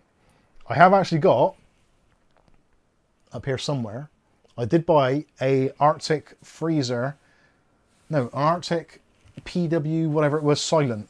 So I'm going to take the fan out of that and I'm going to put in a nice Arctic cooling fan in there, I think, to upgrade it to silence. Obviously the fans need tuning as well because they're running it pretty much full blast. But pretty good. SSD brand was a Crucial P2, 500 gig. People are going to haggle, so list price 750, expect 7. Go 800 and drop to 750 if needed. Not very many haggle, to be fair, do they? Yeah, I'm actually really lucky. They get some really stupid offers. Some get either stupid offers or just refuse Jesus, to start. or people just are reasonably cool and just say, right, okay, I will pay the money. I think a lot of people, I've become quite, well, not well known, but there's a few people that know me on Facebook Marketplace now, and they know what I do, and they know that the PCs I sell are generally like decent, and they've had very little usage or wear. So most of the PCs that we sell are obviously like brand new power supplies, brand new cases, brand new coolers more times than not. Motherboards generally have very, very little use. Processors might sometimes be used, graphics cards might be used, but other than that, it's all pretty much like bang on tip top stuff. So people know they're getting a decent bargain, and unfortunately, I've got to give the tax man his cut as well. So it's not all roses, but I guess it is what it is. You claim tax when you buy stuff, and you pay tax when you sell stuff. So it's swings and roundabouts in that regard. Anyway, I think we have covered everything. Sorry that the stream has gone for so long. Kath is going to be absolutely going berserk. Do you pre-install Windows? Yes. I do. Yeah, 500 gig M.2. I know. It's pretty bad. So yeah, I have got some new 2 terabyte drives I could put in there, but then they cost me 100 and something. I think maybe 120 for one of them, 100 for the other. But even if I put those in, like, I've only put in £30 for the SSD anyway, because it's what it cost me. So if I add on another arguably £100 to put a 2 terabyte drive in, that's going to take it out to 980. That's basically £1,000. Which, I don't know if people would go for £1,000 for... It's just the storage. The storage is just horrendous. Like, if I did put the 2 terabyte drive in there and I tried to sell this for £1,000, the storage alone, the RAM and the storage, is the best part of, like, half of it. It's just nuts. It just makes PC selling and flipping almost pointless unless you can get some really good deals and you're prepared to pass those deals on to other people. Which, the reality is, a lot of people aren't prepared to pass those on because the whole point of doing it is to make some money. For me, the whole point of it is to get stuff out of the house, so when we get more stuff in, we don't have to clamber over boxes and stuff. If we had a big warehouse or something, I'd just keep it all. Because why not? But then you'd have to pay more, wouldn't you? Because you'd have to pay the rent on it. Yeah. And the thing is, as with most things, eventually PC parts do lose value. Unless you get, obviously, crazy spikes like we've got at the moment with storage and RAM, graphics cards to some extent. Because there being a scarcity inflates the prices. But in general, things are worth less. Like the processor, 7500F. Originally were about 140. They've been around the sort of £100 mark for a long time. How much longer they'll stay there? They may dip under to 90 at some point in the foreseeable future. It's all going to drop off. Power supplies, cases, those are pretty much commodity items. They're going to lose value. Cooler, probably not a lot I can lose on that because it's like 20 quid. 20 quid cooler is a 20 quid cooler, isn't it? But yeah, it's a very weird time to be in. Anyway, let's just check the chat, make sure there's nothing else I haven't attended to. Kink says, but storage doesn't matter. Well, it does if you actually want to install anything or use anything. Unfortunately.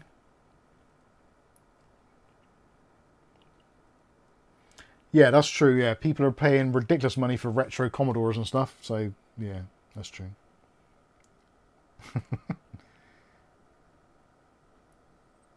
Dutch Jan says, Mike, you're selling it now, not 6 months ago, not 6 months from now. No, what I was trying to say, though, is that if you, if I held on to the stuff, it will be devaluing as I'm holding on to it, unless there's like some kind of strange thing in the market. In general, PC parts will lose value from the time you buy them. It's just the way things are, and obviously it drops and drops and drops until a certain point, and then they become rare and they get more expensive again, like retro PCs are now. So there you go. There's been the build. Thank you all massively for there it is. Yeah, there. Massive shout out to everyone who's stuck around. Thank you. It means a massive thing to me and Kath. Literally, like, keeps the lights on and stuff like that. Keeps us going. Keeps us motivated to keep on making content. We could just go away and sit under a rock somewhere and be miserable, but hey, no, we're going to fight this and we're going to do what we can. I should be on the main screen, actually, shouldn't I? That's better. Yeah, massive shout out to everybody. Thank you to the kind generosity for the donations from Mark Gaines.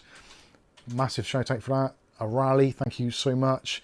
Also from Glenn and Rasher. I don't know what she's trying to say. He's put me off there. From Rasher. Thank you all for your Patreon memberships and your YouTube memberships. They can see you in that reflection. Did you see Kath doing that? She's doing that. Honestly. I wasn't doing that. Full of shit. Thank you all for your support in the channel. It is massively appreciated. If there's anyone's name I've missed out, I do apologise, but you know that you're all very special to us. Thank you so much. and I will leave you now to get on and enjoy the rest of your weekends, what's left of it, and we will see you bright and breezy on Monday.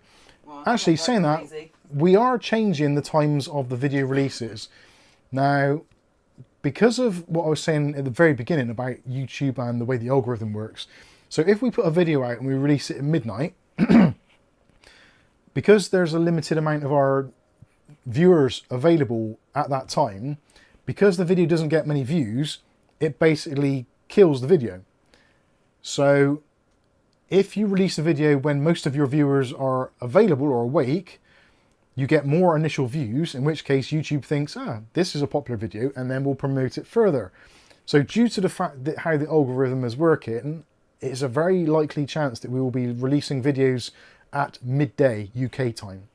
So apologies to anybody who relies on the 12 o'clock midnight launches, but for, again, the prosperity and the longevity of the channel, we do have to kind of bow down a little bit to our Google overlords and kind of go with what makes sense. So we've tried that recently. We've been releasing videos at midday, and they've all done, well, significantly better than they would have done at midnight launches in general, it seems.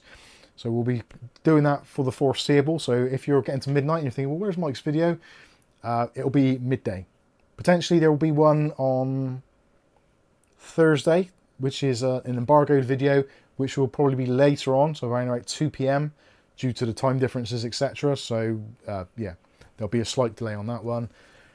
Yeah, I think that's going to pretty much wrap this one up. I've been Mike. This is Mike's Unboxing Reviews and How To, and hopefully we'll catch you in the very next video. Have a fantastic weekend. Thanks again for all your generosity, and we'll see you on Monday in a fresh new video, or next Saturday in the next stream. Thanks for watching. Say bye, Kath. Bye. Bye. Good night. God bless. Goodbye.